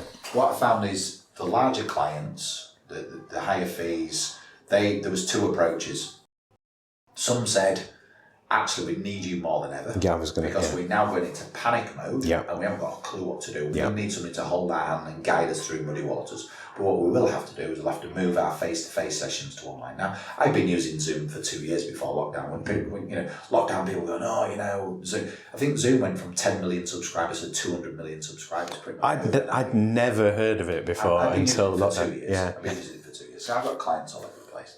So I had clients that said, we need you more than ever. We need to continue working together, but we're going to have to move it from face-to-face to online. And some of the other clients said, look, we're going to need your support, but for financial reasons, we're just going to have to be careful about what we do. Now, because I have different packages for different levels of support, I was able to move some of those clients on the larger packages onto the next package down. So it still meant they had access to me to get the support they needed. But it reduced their financial investment and therefore it bought me some time. Now, obviously, from my point of view, I was no longer travelling, so no travelling expenses, no office expenses. So what that enabled me to do is take cost out of my business that allowed me with a reduced revenue to run a business that still, was a viable proposition. Now, what that did do as I got into it is I realised, now, that the lockdown was in the April, I think, March, April. There was a lift up of lockdown, I think, in the October of that year. Well, we did the tiers thing, didn't we? So there was the summer bit, and then we opened up a little bit, and then we started going into these weird tiered lockdowns, which just didn't take. Well, basically, when I remember one of my existing clients had come to me, I've been working with him for about 8 or 9 years, and they said, we need a new strategy now, and you're the man. And we'd like to get the whole senior leadership team in a room to redevelop the strategy. So we booked a hotel room in Leeds overlooking Leeds, because the idea was, we want to dominate Leeds, so we're going to literally look over the our future kingdom. Yeah, our future kingdom, absolutely. And I remember contacting the hotel and they went, is it business critical? Because at that time, if I wasn't a nurse or it's only for business critical. So I rang my client up and said, if you don't have a business plan, is this critical? He went, yeah. So I rang the hotel and it's business critical. So 2 days later, we're in this room, and it was all masks and all that kind of plan, which I didn't particularly agree with. But we're in this room, we developed this business plan, overseeing this kingdom, and of course I'm pushing that out on social media. And all of a sudden, 2 or 3 people started to say, can you do us a business plan? Can you do us a business plan? Now what happened is, because I was developing business plans with multi-million-pound businesses, because that's my target market typically, $750,000 turnover above, 2/3 of a million and above. All of these businesses now saying, look, we've navigated, or we've had a tough 12 months, we need some help navigating our next steps. So all of a sudden, all of these larger businesses are approaching me saying, we need a business plan, we need some help to deliver that business plan. A lot of those smaller clients never came back. And actually, I realised that those smaller clients, as soon as they hit any kind of adversity, I'm not seen as a value to them. And so what I've done is I've moved away and I deliver those a different way now. I'll say, look, if you want an hour, book an hour. If you want a couple of hours, book a couple of hours. But I don't rely on those. They're almost the icing on the cake. It's kind of like pro bono, help out the smaller businesses. I do a little bit of that. But if somebody wants to come along and book an hour and pay a couple of £100 or whatever it is, then fine, you do that. But I'm not building a business relying on those. But also, that's not your skill set. Is like, from what you've said, just from listening, is like you rescue existing businesses. You go back and go, right, this is something that you've got. these are the things that aren't working. This is what we need to fix. This is the direction of travel. With a smaller business, it's like, it's just, you're still in incremental steps and growing and hand-holding, and like, they haven't really got the problems yet. There's some of that, but I'll say, look, book a sounding board call. I've got a product called a sounding board call. You just book me for an hour online. Use me as a sounding board. You come along with some of those growth pains. Yeah. We'll chat through it for an hour. Bang. I'm not going to build a business relying on loads of those. Yeah. So what I've done is I've moved away from those clients in terms of monthly delivery, and I focus on the larger clients that have gotten past that 2-year mark, that have got the growing pains, that have got issues with the team, that don't understand the numbers, that have got process issues, that have hit a ceiling. Quite often I'll hear, I've taken it as far as I can take it. I need some help to kind of break through that next step. So all those clients are now working with me on a regular basis. So now what I've done is, if you can imagine, I've just moved myself further up the value ladder. So all of those clients I'm working with now are typically 2/3, 3/4 million and above, because they want regular time, regular support, regular investment, regular results to get. And all those smaller clients that I probably had too many of those. They've got a different way of being delivered, and they've gone and got a help to grow type support program for 750 quid, and that's the right fit for them. So actually, what it did is it got me to reposition my business in terms of exactly what you said there. I add value to those larger clients. Those larger clients will continue to invest with me, even if they're hitting a couple of tough months, because they know that I'm going to see them through those muddy waters to longer term results. Whereas those smaller clients at the slightest bump in the road, I'm the first cost to go. So that's what it's taught me. Now I've got clients all over Europe, and I do those online. And again, what it also taught me was that some clients are okay being delivered online. Yeah. Whereas I always thought, I prefer. It's the way to do things, though, isn't it? It's the way you've always done things. Is like you deal with people in person. You do all that phone stuff. That's like because you have to. But the actual meat of the work has always been in person. Yeah. But I've got a lady that I work with in Ireland who's got great results. Never met her. Yeah. But we've had numerous conversations. I've got a lady down in Cambridgeshire. Never met her. Got great results. You can do it on Zoom. You just got to be clear about what's expected, how it's delivered, what the results will be. So it's taught me a lot in terms of who your target market is, what your messaging is, what your product and service delivery is, and therefore what your product and service delivery isn't. There's a lot of people that have done a very similar thing, to be fair. Well, it's one of those things, isn't it? It's like, I've talked to a lot of people who started during lockdown and so on.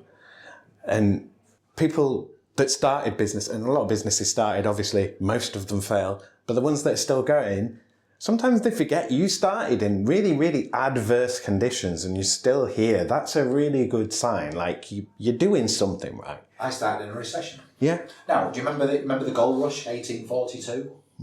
I wasn't alive then. I wasn't alive then. Who made the money in the gold rush? It will have been the hotels, I guess. Bars, sold the people. On the wrong lines. People selling spades. People selling buckets and spades. Yeah. Wrangler was formed the jeans, at that time because people needed harder wearing cotton when they're on their hands and knees in the stream looking for gold dust. So it wasn't the people mining the gold in the streams that were the people that became rich. It was the people supplying products and services to those people on their hands and knees in the stream. So, in any recession and any adversity there's been in history, there's winners and losers. Now, there's a lot of people that sat in the pity pot with COVID, and look, I'm sympathetic to those people that really struggled because a lot of businesses struggled. I'm sympathetic. I'm not always empathetic to those that could and should have done things differently. One of my longest standing clients, as well as a very successful web agency. Now, it's the guy that I mentioned earlier that runs the kind of web and SEO business that didn't want to take the business on with a kitchen refurb company. He runs a retail business that supplies personalised gifts. Now, if you remember in lockdown, you couldn't go shopping because you weren't allowed out and shops were shut. And there was a big pushback against the Amazons of this world because people saw, they're not paying corporation tax and we don't want to be giving our money to big businesses and little businesses. And all the local businesses were like, hello, we need help. Yeah, so people were more sympathetic to smaller local entrepreneurial businesses. Now, his retail business were packing boxes while 5 o'clock every morning. So when everybody else was struggling, this, that and the other, he just flipped his marketing into the retail business. So when somebody goes online and says, I want a happy 40th birthday Lizzie present, or I want whatever it might be, and they're looking for a personalised gift, they would find their way to his website and they would order, because they knew that if I ordered that bottle of Prosecco with happy 40th birthday Lizzie on it and it got delivered 3 days later via the postman, I've not spent money with Amazon, I've spent money with a local business, I've got the personalised gift when I can't go shopping. His business was literally packing boxes while 5 o'clock every morning. He was making hay while the sun shined. Man, there's all these people sat there on the pity pot going, COVID's killed my business. Well, I hate this whole, what was it, what was it? It wasn't flippy. Flip the script. No, it was pivot. Pivot. I hate that. That's why I've even taken it out of my memory. That's why I don't mind it. Look, but the idea is, I had to change my business model. I had to change who I was delivering to. Now I did, because those small businesses were really struggling. I did develop some online programs that were financially accessible to that smaller end of the market, because that was the right thing to do through COVID. I delivered, I think, 21 webinars to thousands of small business owners to help them navigate muddy waters.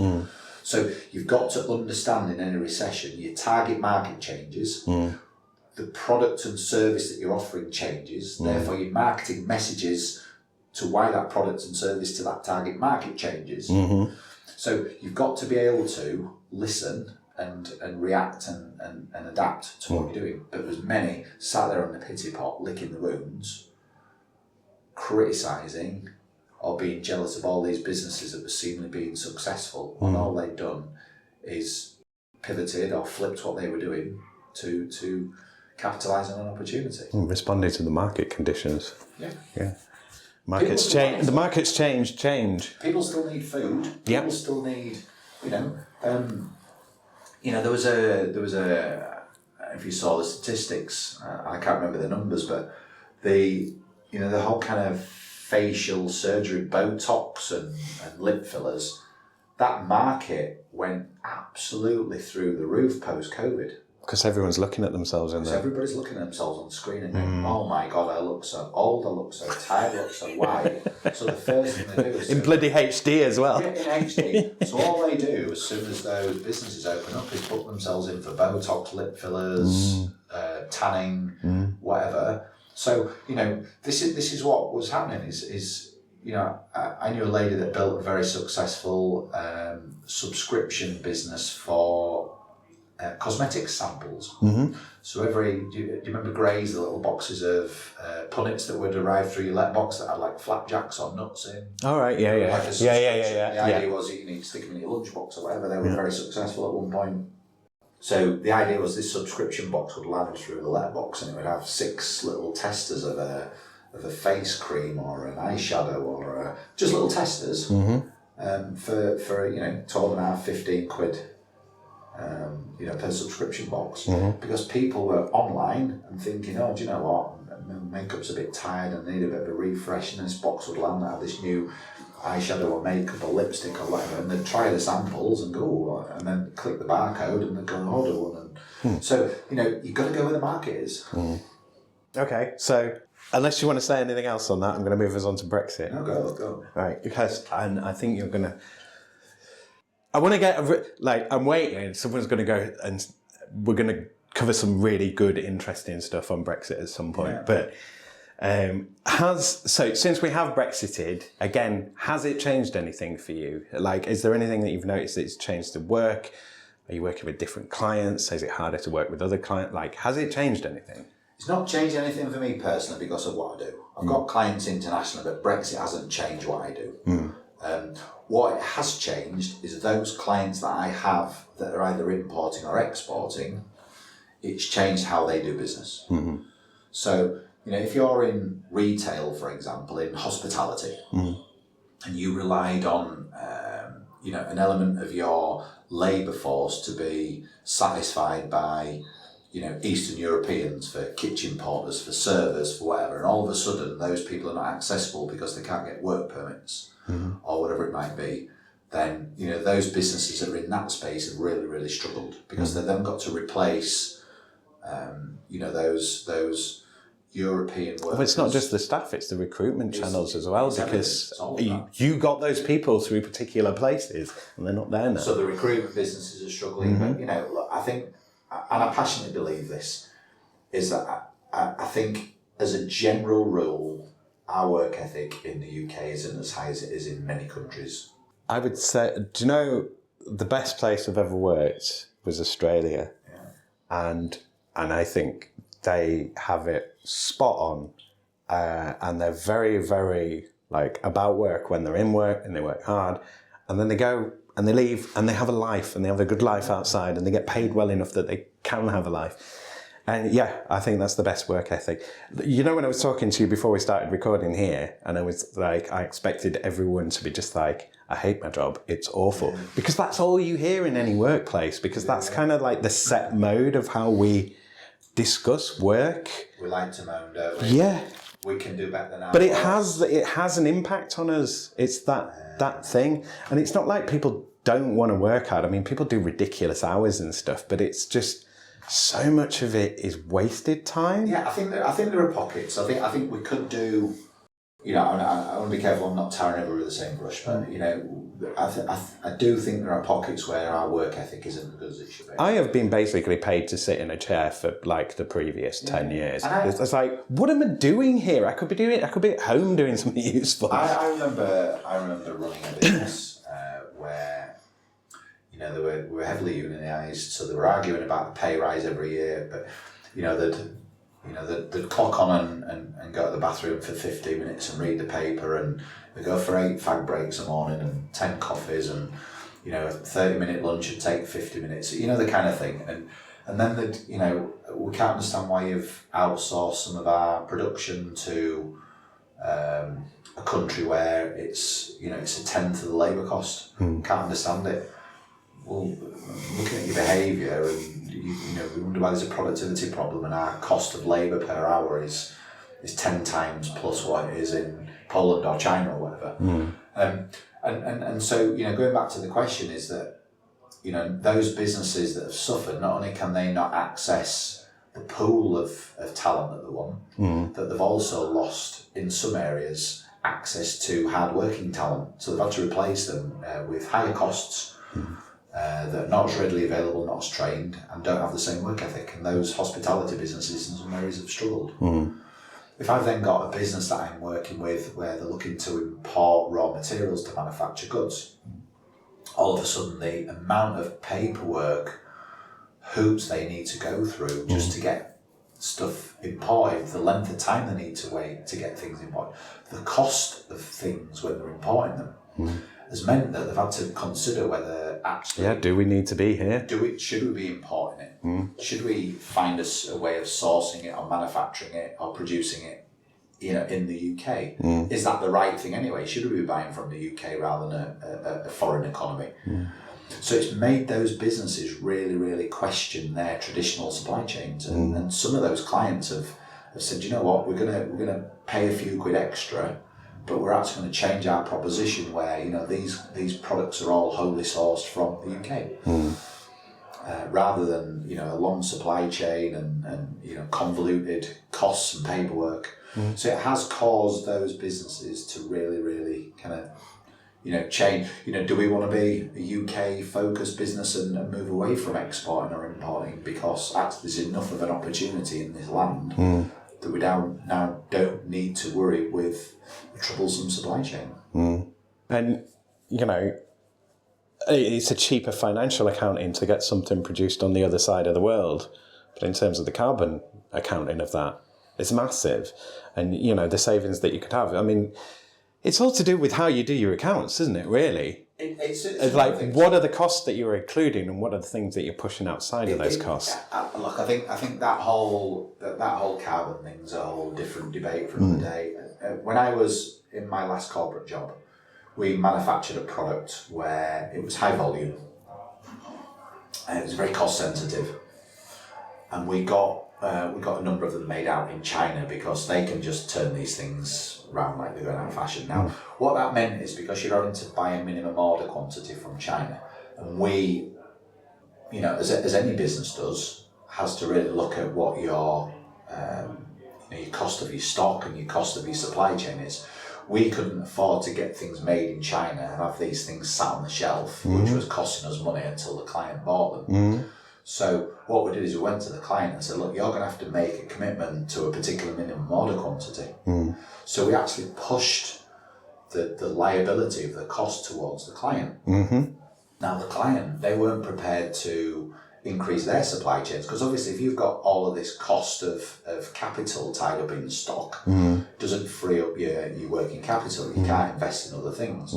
So all they did is they adopted the same thing. So what they actually said is, look, we get the fact that we get a cheaper cost by getting it made in China, but it's on a 16-week lead time, and you're making us commit to all this stock. And now with 3-4 years down the line, now what happened with China is China had cottoned on to the fact that everybody was outsourcing stuff to China, so they put all the prices up. Then if you remember, all the cost of the shipping went through the roof. Like shipping containers were 10 times the price, and they were all on slow boats from China. So what happened is, it was no longer the same huge cost saving it was, and the shipping times became 6, 8, 10 weeks longer. So what happened is all of these clients started to come to us to say, look, these supply chains are too long. We're not prepared to commit to the level of capital that you're asking us to commit to because of those supply chains. And actually what we need in a more dynamic market is flexibility. So instead of us committing to 5,000 of those, this client wants 500 of that design, and that client wants 500 of that design. They're all slightly different, and China can't do variations. So what they said is, we want flexibility, we want a lower cost in our supply chain, and we want to be more responsive. We said, we can do that, but for us to do that, we're going to have to manufacture in the UK. And for us to manufacture in the UK, there's going to be a price increase. So what I actually did is we'd outsource things to China as a result of customer demand. And then 4 or 5 years later, customer demand was determined that we brought a large element of those back to the UK. Because, and there was a little bit of, we want to buy British and carbon offsetting and all that kind of stuff, but they wanted flexibility, lower cost in their supply chain, and they wanted to be more responsive. So customer demand had changed where we were getting things manufactured. So, it was the same with Brexit, where people have had to respond to what the market needs. Do we want to say anything else on Brexit? No, I think as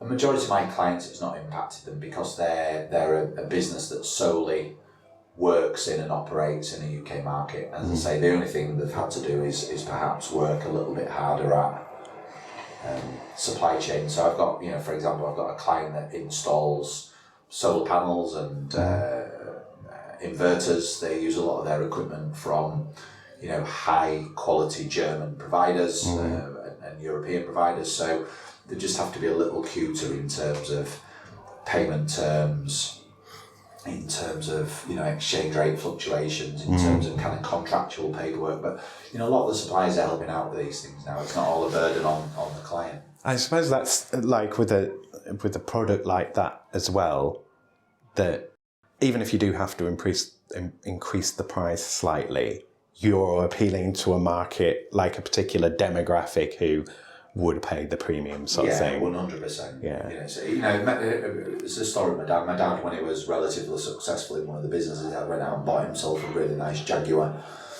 The old British Racing Green, the one, the Jaguar XJ. And it was one of the first cars on the market with rubber flat tyres. Right. And he got a puncture. Yeah. And drove it into the dealership and said, I need a new tyre. And went and sat in the waiting room with a coffee, and they came out and said, Mr. King, we replaced your tyre, it's 265 quid. And he spat his coffee out.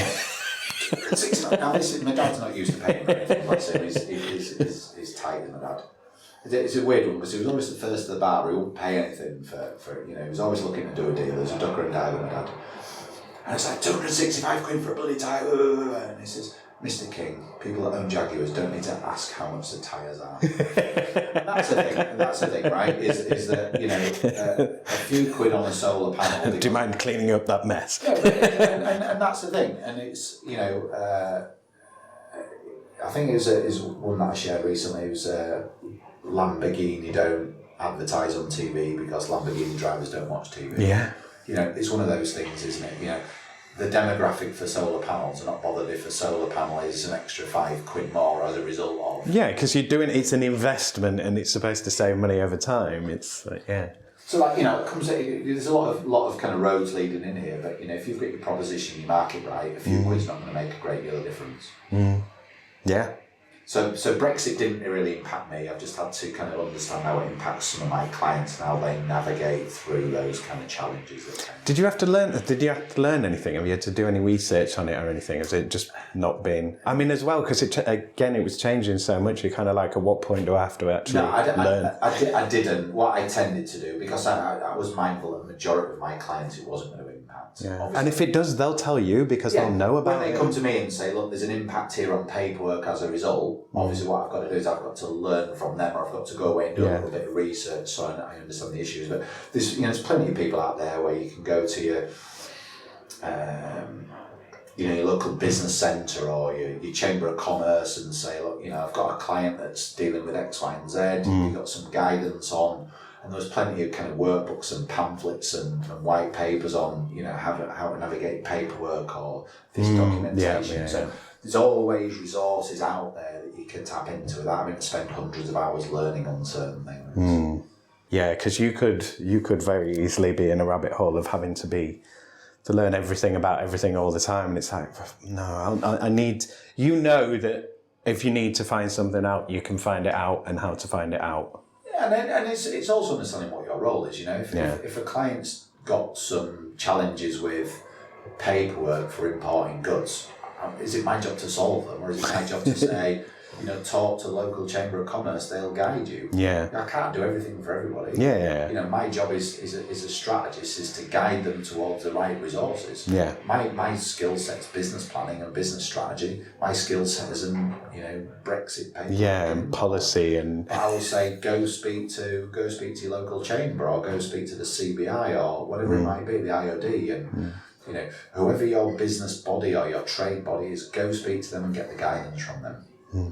So I'm just going to check time because I thought we'd been talking for a while. We have. I'm going to speed us up a little bit. Do you have to dash off anywhere? We'll jump. So we've done Brexit, we've done COVID. I'll do climate change. So I asked this question for a couple of reasons. One, that I want to have more conversations about climate change, and two, Leeds has declared a climate emergency, so it's relevant. So, and I realise it won't affect everyone, but the question is, does it have any impact or affect on your work? And is there anything that you do in your work in terms of dealing with climate change or having to be responsive to it?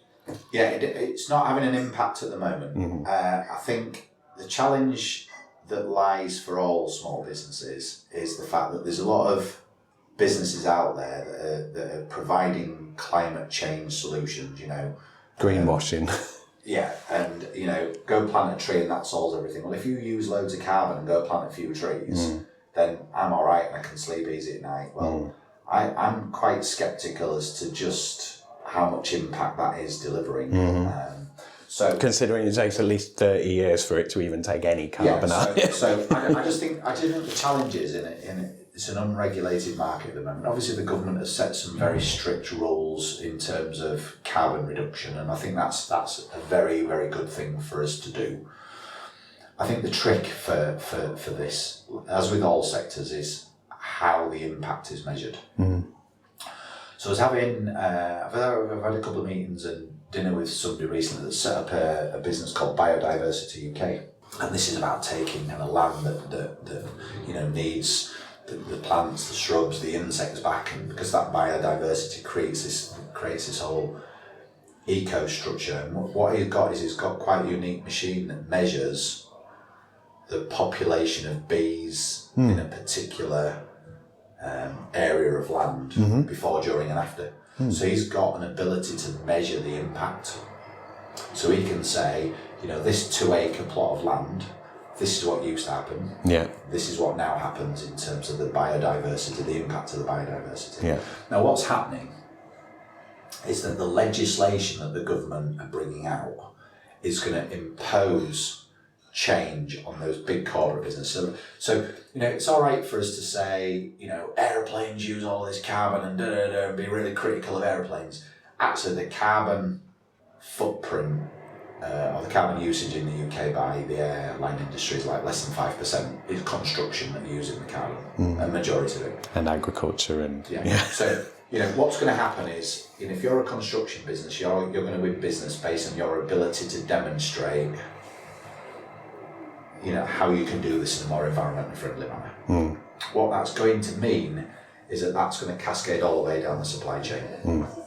So it's all right, a large construction business having to fill in on a tender that this is what they're doing in terms of biodiversity and carbon footprint and offsetting and all that kind of stuff. What they're then going to do is they put their sub-tenders out, is that if I'm an SME business making bricks that supplies into the construction sector, or I'm an SME business making control panels or cable tray or whatever product I'm making, I'm going to need to demonstrate the little bit that I'm doing so that all of those manufacturers and contractors and subcontractors that go up to the main contractor, they're all doing their little bit to help that main contractor achieve their results. So I think what's going to happen within a relatively short period of time is that legislation that's coming out by the government that's aimed at those large contracting and construction type businesses and airlines and all the rest of everybody, that's gonna find its way down to SME PLC. So if you're a business that's supplying a product or a service into a sector that is seen as a relatively high usage of carbon, I think you're going to be forced to have a strategy. You're going to be forced to demonstrate, rather than just talk a good game, the value that you're delivering. So I think gone are the days in 5-10 years where you're going to be able to say, oh, we've got a carbon offsetting policy, here it is. Yeah. I think businesses are going to say, yeah, great, you've got a carbon offset policy, or you've got a biodiversity policy. Show me the evidence. Show me the results that planting trees has delivered. Show me the results. Because I think that's going to be forced. So I think for me, I'm going to be recording a webinar with a guy that set this business up because I want to share what's actually coming down the line. This is a ticking time bomb. This isn't a case of if, it's a case of when. So I'm already getting to the point now where I'm saying to clients, get on the front foot. Don't wait for this. And it comes back to this wait until the last minute. Yeah. He was saying that he's got a cleaning business, and he was saying that he's just won a significant piece of work in his cleaning business versus some corporate businesses because he demonstrated in that tender that he not only had, but he could measure his environmental policy. Now what's going to happen is those big boys are going to lose that contract, and they're going to go, oh, why? Because we haven't got an environmental policy. So what's happening is, and it's what I'm advocating for my clients, is don't wait until legislation forces you to have an environmental policy and be able to demonstrate the results. Get on the front foot and use it as a competitive advantage to leverage new business. Yeah, but don't just look for everything in the office to put a green star on it and lift it on something. Like, look for real things and things that you want to do as well. Like, make sure it's measurable. Yeah. And that's something that you can do that's going to be the really tricky thing, though, because when you've got the more, if it's not hard and fast carbon calculations and it's more like, social interactions and like what are the benefit, like, the more human, less measurable things, that's when it gets really difficult, isn't it? Yeah. And it's going to come down to measurables, Move it away from being subjective. Yeah. And make it objective, measure it. Yeah. It was at A, we're now at B, we're going for C. Yeah. Yeah. But, and you could be, a meat manufacturing company that gets a much better rating than like some vegan company because you're doing it better. If he's demonstrated that you can win business as a result of having a measurable policy that your competitors don't have, then it gives you a competitive advantage. And who, as a small business, doesn't want that? Exactly. So get on the front foot, spend time, spend money, invest in that policy, and then get on the front foot and win business as a result. Yeah, cool. Right, I'll jump us onto social media. So what I want to look at here, and we've kind of touched on this already, but I want to look at the return on investment for people. So the amount of time that you spend doing social media or being on social media, and I think the answer to this is going to be yes, but do you feel that you get the return on investment from that time? And do you feel that you know how to do it, that you know how to get the results you want from your social media work? Yeah, great question. I think the answer inevitably with LinkedIn is yes. I pick up about 15 to 20% of my new business from LinkedIn as a result of the guy that reached out to me last week and said, I've been watching you for 3 months, so it does deliver a return. The challenge you've got is it doesn't, it's not a consistent return. I might get 3 inquiries 1 week and then none for a month. Yeah. So do I go, well, what's changed in that month? You go with cycles of business. Overall, if I measure it over a long period of time, it's bringing 15 to 20% of my new and my retained business in. The challenge you've got with social media, and I'm not one of these that says, there was a big spate bit last week, this shouldn't be on LinkedIn, it should be on Facebook. I don't prescribe to that. It's social media. If you don't want to see a post with somebody's dog, disconnect from that person and come out of their network and don't see pictures of dogs and cats, that's fine. What I find is this. If I put a post out about helping a business get from A to B in terms of what they need, it gets very little interaction, very little engagement, very little shares. That's just so many of them. Because there's thousands of them, right? But, I put a couple of posts out over the last 18 months. One was my son had got himself a new job and I'd given him a few quid to buy himself a suit. So I posted a picture of him in his suit and he looked super smart. But the picture that he took of his suit, he didn't have any shoes on.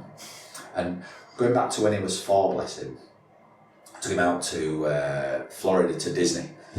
And he was fascinated by Minnie Mouse. So there was a Minnie Mouse that was, when he was 4, it was about the same size as him, this big old Minnie Mouse. And it was sat there in his flat behind him with a picture.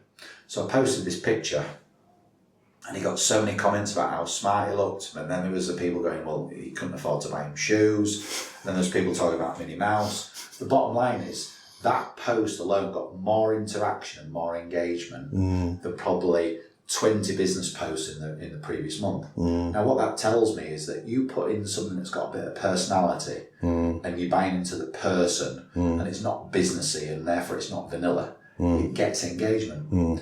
I put another one out about Caroline Flack, how sad it was that we lived in a world where, people were bullied and they felt alone to the point where they took their own life. And how sad that was now. And I just, I said at the bottom of the post, if there's anybody in business that's really struggling, reach out and drop me a line. Now again, that post got tens of thousands of hits and likes. And of course you got the old idiot that said, well, you're not a qualified counsellor, you shouldn't be asking for people to reach out. I wasn't saying I was going to solve the problem, just shout up. So there's always going to be one, but the point is this, and I went to a black tie dinner on Thursday night and I walked into a room and there's a lady that I hugely respect, who's in my network, never really had a great deal of interaction with her, and she's, oh my God, she says, I love every post you put out, it stands out, it resonates, it literally, it's different to everything else that's on there, like every single one of them, there's something in there, there's a little bit of an anecdote or a tip or a tool that I can use some inspiration. She's never commented, never shared. And she's not there to be a prospective client. But what that tells me is that people in my network are seeing the content even though they don't engage with it. And it's when you walk into a room and somebody you've not spoken to for months, the first thing they do is say, oh my God, your content inspires me, that I know that I'm doing the right thing. And there's a lot of talk in business about purpose. What's your purpose? What's the footprint? What's the legacy you want to leave? For me, I want to inspire as many business owners to build a more successful business so they don't fail at 95%. So if I can put some posts out on LinkedIn that inspire somebody to take a different course of action to get a better result so they don't fail, then I've served my purpose. if I get money as a result of that down the line, then that's a Brucey bonus. My purpose isn't, and purpose should never be about money. Purpose should be about the legacy and the footprint and the impacts that you create. The money will come as a result.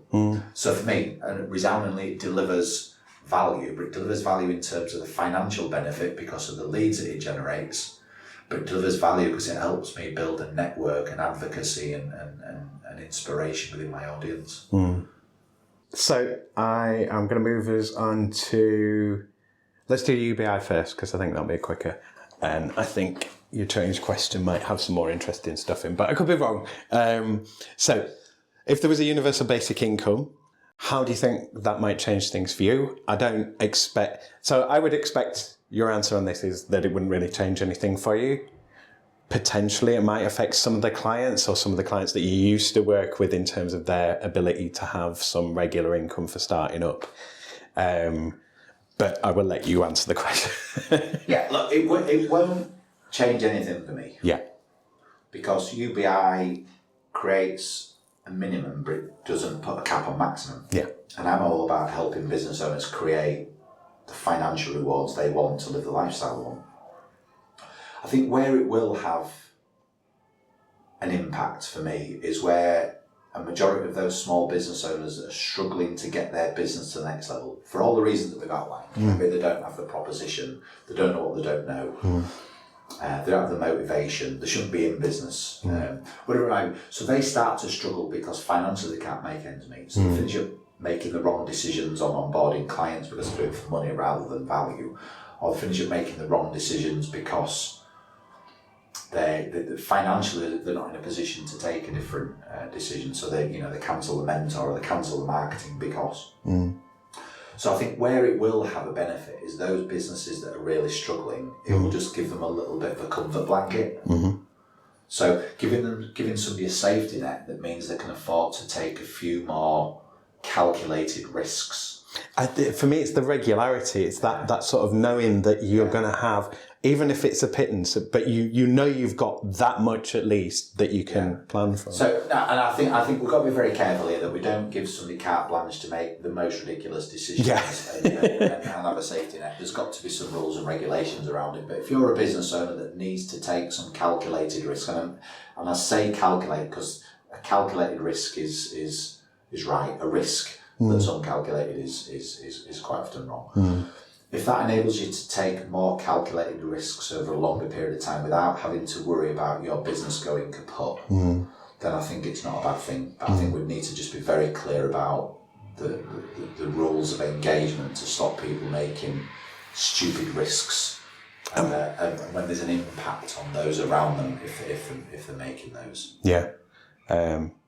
Which is a really important point that I would expand on if we had more time. But if 95% are failing, the question for me would be, if UBI was to be introduced, it would give, a higher proportion of those businesses a little bit more of a comfort blanket and a little bit more runway, for want of a better phrase. Would we have as high a failure rate with something like UBI in place? Yeah. The answer is probably not. I mean, I was going to just suggest, what if there was like a universal business income sort of thing? Like, what if for startups they got, say you get, I don't know, £200 a month, so it's not too much, and then you get an hour of a mentor a month, and every business gets this. Like, would it be useful? Is it again a matter of how it's implemented and... Yeah, of course it's a matter of how it's implemented. And look, there's going to be some people that get access to a mentor and they get some cash advance of some description. Yeah, and people that know more people are going to have an advantage because they've got bigger networks. Some will never get a benefit. Yeah. But the reality is that there is inevitably going to be business owners that fail, that are entrepreneurial, that have got all the skills, that have got the fire in the belly, that have got the work ethic, and they've just been given a bad hand of cards. Yeah. And so having something which gives them a basic income for a period of time, a little bit more of a runway, gives them access to business planning, a mentor, a guide, a coach, whatever. Yeah. I think I sit on the board of the Association of Business Mentors, and we're all about encouraging professional business mentoring within the SME community. There's 5.9 million small businesses in the UK. 95% fail. So anything we can do to help a higher proportion of those not fail, the better. And I think, having some kind of basic income rate, having access to a toolbox or some expertise to prevent you failing, it's that driving instructor that helps you get your driving license.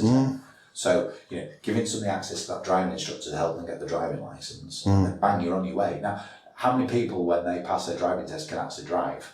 You're not teaching them to drive, you're teaching them to pass a driving test.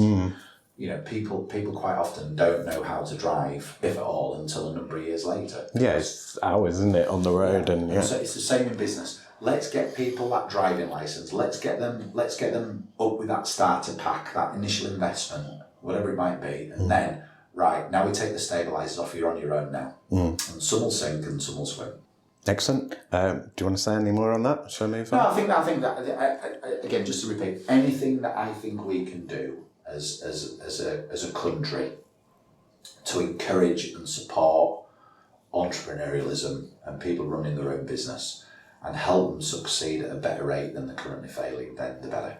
If we have time, just want to put a pin in this, just jobs, but I'm going to ask this question first. So if you could change any 3 things about your work, what would you change? I feel like we've probably covered the things that you want to change. They're more about like the business landscape, it seems, or am I wrong? Yeah, it's a support infrastructure. It's this drum I'm beating around. I keep coming back to it because it is that. You're very on message. It's really it's good. That North Star for me is that 95% of businesses are failing.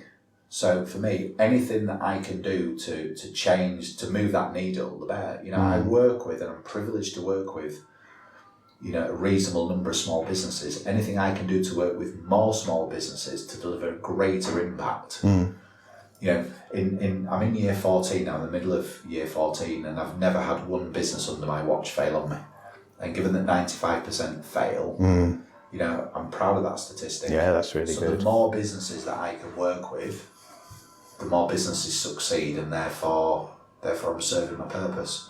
So for me, I constantly try and just find ways of beating that drum, getting that message out there. Now, whether that's social media, whether it's the networking, whether it's the content like this that I'm delivering. I had a guy approach me recently wanting to interview me on his webinar, on my podcast. And he started out by saying, look, how's business? And well, great, I'm at full capacity pretty much. And he went, well, why the hell do you want to come on my podcast? I said, well, I'm not coming on your podcast because I want new business. So clearly that'd be nice, and it's a Brucey bonus if you like. Coming on your podcast because I want to share the message. And if I share the message, it's going to inspire. I want to reach new audiences, yeah. And if that means some of those people in a year, 2, 3 years later come to me and say, hey Gary, I heard you on that podcast, I want to come and work with you, great. I says, but the more people that are aware of the basics of a business plan, getting some guidance, asking the right questions of an accountant, asking the right questions, being accountable, getting answers to I don't know. The more people I can impact and help change direction, the better. And that's why I'm doing things like this with you. It's just about getting the message out there. Yeah. And I think that's for me what I want to change. The more businesses that I can impact and inspire, the more are going to succeed. And that serves my purpose. I think as well I think one of the things that are really useful within, and going back to social media and so on, it's like a bullshit detector. People need to, because there's so much bullshit, and it's getting down to stuff that's like actually important and actually valuable. And like the whole of this conversation, you have been like, it's been lean, you know what I mean? You're very much on the message and very much like, this is where you focus. So, I mean, just based on that, I don't feel at all like you've tried to sell me anything. No, I never do. I think you've got to put people in a position where they're buying rather than if you're trying to sell, if you're having to sell, your marketing's not doing its job. When people are coming to me and saying, Gary, I've been watching you for 3 months on LinkedIn, now's the time to chat, they're buying, and that makes the process a whole lot easier. And look, social media is full of bullshit. You know, there's a couple of guys that I follow in my network, a couple of ladies that follow in my network that are always calling the bullshit out. And it's great that they do that, because anybody can post a picture of themselves in front of a posh car on a holiday and claim that they're an 8-figure business owner. And it's purely aesthetic. There's nothing to it. It can be, and there might be some genuine ones out there, but I would say let your customers do the talking. Particularly in this coaching, consulting, mentoring space that I sit in. There's 45,000 people in my space in the UK alone. It's unregulated. Anybody can call themselves a coach, a consultant, or a mentor. You could do that this afternoon. You can go out and position yourself as a business mentor, put up a nice website with a couple of nice little pages. All of a sudden you're a business mentor.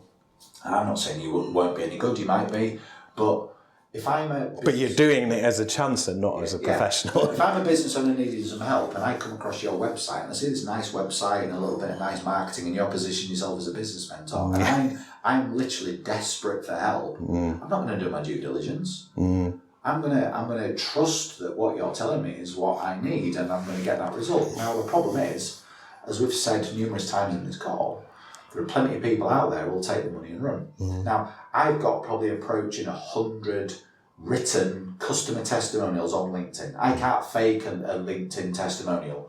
It's not like I've created something on Canva and posted it up there. It literally go onto my LinkedIn profile and look at the written testimonials by clients. I think 90 odd of them. I can't fake that. So if you've got any doubt whether I'm capable of delivering results or not, go and approach one of those. You know, I sat in front of a guy recently and you know, he talked to me about all his challenges, all his frustrations. And he said to me, I said at the end, I said, you know, what do you need from me to move this on? I said, do you need any convincing that I'm the right fit? And he went, no. And I said, why not? He says, because I've contacted 3 of your clients on LinkedIn. So it got onto my LinkedIn, it'd seen my testimonials, it connected with these people, sent them a message, it said, I'm thinking of working with Gary, can I have a chat with you? And they had 3 conversations with 3 different clients and said, I'm thinking of working with Gary, what's he like? And they'd all given me a glowing reference. And he said, I don't need it. Now, that's what we're dealing with social media. If you haven't got testimonials, or you're fearful of what your customers will say when somebody picks the phone up, or when somebody bumps into them at a networking event, then there's something fundamentally wrong with your business model and how you're delivering work. So for me, we've got to create an environment where we can separate, in any sector, accountancy, web development, coaching and mentoring, those people that are great, that have got the experience, that have got the qualifications, that have got the wrinkles, that have done the hard yards, are more likely to deliver results than those that have knocked up a quick website and, you know, 21-year-old life coach. No, thank you. Right. So, but you know, it's that drum I want to beat. Is that if I'm a business owner that's in dire straits and I need help, do your due diligence, because if you panic purchase, you're going to get your fingers burnt. Now, what happens is the coach is not bothered. They go on and find the next victim. The business owner loses out because they're no better off in business, but actually they're worse off financially because they've invested in somebody that's not helping deliver results. But then what happens is it tars it for the rest of us. So when I go to somebody that's used a coach or a mentor and not gotten results, and they go, we've had our fingers burnt, we don't want to do that again. So it makes it an uphill battle for those good ones because many have had their fingers burnt by bad ones. And I think that's something, you know, I've got to be regulated if I'm an accountant. Yeah. I've got to be regulated if I'm a lawyer. Yeah. Gas engineer. Yeah. But there's no regulation in our sector. So we've got to somehow differentiate, you know, the good from the great. It's that weird thing, isn't it? It's the you don't need any qualifications thing, which is kind of the beauty of being able to go into business, but then... No, you don't. Well, you know, it comes back to that driving analogy, you know, your experience of driving after you pass your driving test teaches you to drive. Now, I've got 30 years doing this. You know, I've been doing this since 1987, so more than 30 years doing this. Goodness. But I've got before I started my journey, I did a master's degree in company direction. So it taught me about the roles and responsibilities of the board and how strategy works and you know, all that kind of stuff. I've recently completed an ILM level 7, which is a master's degree level in executive and senior coaching and mentoring. So I've got the 30 plus years of experience. I've got the hundreds of clients I've delivered results with. I've done the hard yards. I've done the 10,000 hours plus. I've probably done nearly 30 or 40,000 hours. I've also got the qualifications to back that up. And, you know, if I've been out and bought a franchise with my redundancy check and I've never run a business in my life, how can I possibly empathise with a business owner that's up shit creek without a paddle when I've never run a business in my life? So for me, I've got the experience, I've got the qualifications, I've done the hard yards. I think that gives me a fighting chance of delivering half decent results for somebody that is in dire straits. I was just thinking that was a good out point. But I am going to do so this is the point of the interview where I throw it over to you to talk about anything that you might want to talk about that we haven't talked about. And if you haven't got anything prepared or you can't think of anything, I think we've covered most things anyway. Then just give us your socials and where people can find you. Yeah, look, I think if I just wrap this together, you know, the 5.9 million small businesses in the UK, from a GDP point of view, massive in terms of the number of people they employ, in terms of the money that they generate, you know, trillions and trillions of pounds. So it's really, really and important. social cohesion, having high streets, having societies, having places to go to. But, you know, small businesses supporting small businesses buying from small businesses. You know, it's an ecosystem for me that is so valuable. And I think, you know, we should be doing more. And things like the Help to Grow scheme and other type schemes are doing that, but I think we're just scratching at the surface. You know, I keep going back to this 95% failure rate. So, you know, if we can make sure every small business has a starter pack, a little bit of investment perhaps, maybe there's a minimum money they can earn for a period of time just to give them a comfort blanket, but you know, make sure they've got a basic business plan, make sure they understand the fundamental basics of, you know, what's your proposition, what's your brand, how to calculate margins, what a cash flow forecast looks like, what does balance sheet mean. You know, give them a toolbox that's got the basics, a bit like a driving instructor will give somebody with a, you know, this is how a clutch works, this is how a brake works, this is how your indicator works, this is how you reverse into a parking spot. Give them those basics, and then once they've got the driving licence, once they've gotten past that, you know, now you've got a badge or a certificate or whatever that says you've got all the bits you need now to go and run a business. You know, there's loads of accelerator hubs, NatWest, Barclays, Santander, they've all got little accelerator hubs, they're all doing the little bit, the government Help to Grow scheme, but we're probably still only scratching at the surface. So, you know, I'm beating that drum. The more businesses we give a fighting chance of succeeding, and once they're starting to accelerate through the gears, that's where, you know, the great coaches and the mentors and the great accountants and the great web developers and the great marketing agencies can really support those businesses to succeed. But we've got to somehow find a way of people accessing the right advice and getting the right ROI to get the right results. Do you want to do the socials? I can put them in show notes anyway. Yeah, Gary King from Tendo and Gary King from Think Smart Marketing. So this is Gary King, is my LinkedIn. Yeah. And it's tendo-uk.com is the mentoring business, and Think Smart Marketing, which is all one word, .co.uk is the marketing business. So just connect with me at any of those. Cool. I'm going to ask you this while we're still on the recording, just because I want to ask Jobs, because we've been talking, you know, businesses, business owners and so on. You didn't start straight into a business. You spent some years in a job, learning skills, learning how the business works and stuff. Where do you see that? Do you see any part of that being essential? Of like, I mean, that's obviously a really good grounding for you, but like, aren't these businesses there to create good jobs that create good workers as well? Like, I know this is huge, and I don't want us to go into a huge area. I just want to get a bit of a feel on your. Look, I think if I could do it again, I would have started my business 10 years earlier. Yeah. However, what I learned in that last 10 years in business when I was in a PLC business was invaluable.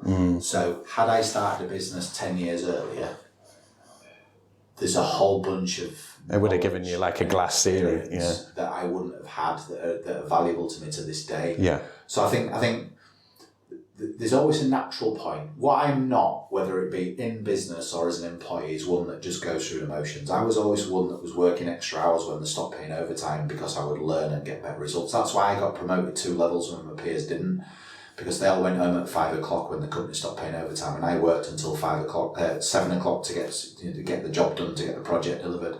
And there's Gary's brown nosing. Gary's learning, Gary's getting results, and Gary will be the first on the podium when it comes to a promotion, and I got that. And so it's about self-development and self-learning for me. So, there are people going through the motions. I bumped into a guy a while back who was in a corporate role. He was in worked for a public sector organisation, and he says, I hate my job. I hate the organisation I work for. I hate my boss. Like, literally, the hatred was pouring out of him. And I said, leave. I can't. Why? Of course you can. I've only got 9 years until I get my pension. Right, so you're going to go through the next 9 years. Only 9 years. Only 9 years. Fucking ages. Doing a job you hate, for a boss you hate, and a company you hate. Like, you've sold your soul. And it's the same in relationships. I used to work with a guy who he did nothing at all but criticise his home life, and I said, leave. I can't. Why? Because I've got a mortgage here, I've got my and I said, just leave. I would literally live in a tent on the village green if I wasn't happy at home. So for me, I think there's too many people telling themselves a lie on a daily basis. I'm going to see this job through for 9 years. I'm going to stay in this relationship that doesn't serve me because actually it's the right thing to do. Why? You only get one chance at this. You've only got one life. Live it. Live a life of no regrets. And if you're on your deathbed and you look back and go, I wish I'd have travelled more. I wish I'd have started a business earlier. I wish I'd have delivered that. I wish I'd have done that qualification. Then it's too late. Live a life of no regrets. But create a business and then create an environment and create a relationship that allows you to do that. Thank you again to Gary for being my guest. Thanks, as always, to all my guests, and thank you to you, Leeds, for being my subject. To find out more about Gary, go to tendo-uk.com. If you'd like to speak to me about one of my guests or about being a guest, then you can email workinghours@western-studios.com. If you would like to make a podcast series, don't forget you can do that with me and support Working Hours by buying podcast services from Western Studios Leeds. Email makemypodcast@western-studios.com to do that. Remember, listener, no matter what you do, it's impossible for you to understand anything that your salary depends on you not understanding. Okay, that's me. Work for peace and plan with kindness. Cheers, ears. Take care out there and be kind to each other, Leeds. Working Hours is produced, recorded, edited and published by Simon Treen for Western Studios Leeds Limited. The music was The Bees from Chopin's Etudes, which is in the public domain and was taken from museopen.org. Go to western-studios.com and use the contact page on the site to drop me a message about either Working Hours or about your own Leeds podcast project. Keep up to date with Working Hours and find out about the other great Leeds podcasts that Western Studios is involved with by following Western Studios Leeds on Facebook at facebook.com/western_studios_Leeds and on LinkedIn, linkedin.com/company/Western-Studios. Western Studios Leeds is available to loaners to help them realise their own podcast projects for only £30 for an hour of audio podcast work or £40 for an hour of video podcast work. Email makemypodcast@western-studios.com with details of your project and what support you want to get your Leeds podcast made. Whatever your podcast question or need, get in touch with Western Studios Leeds.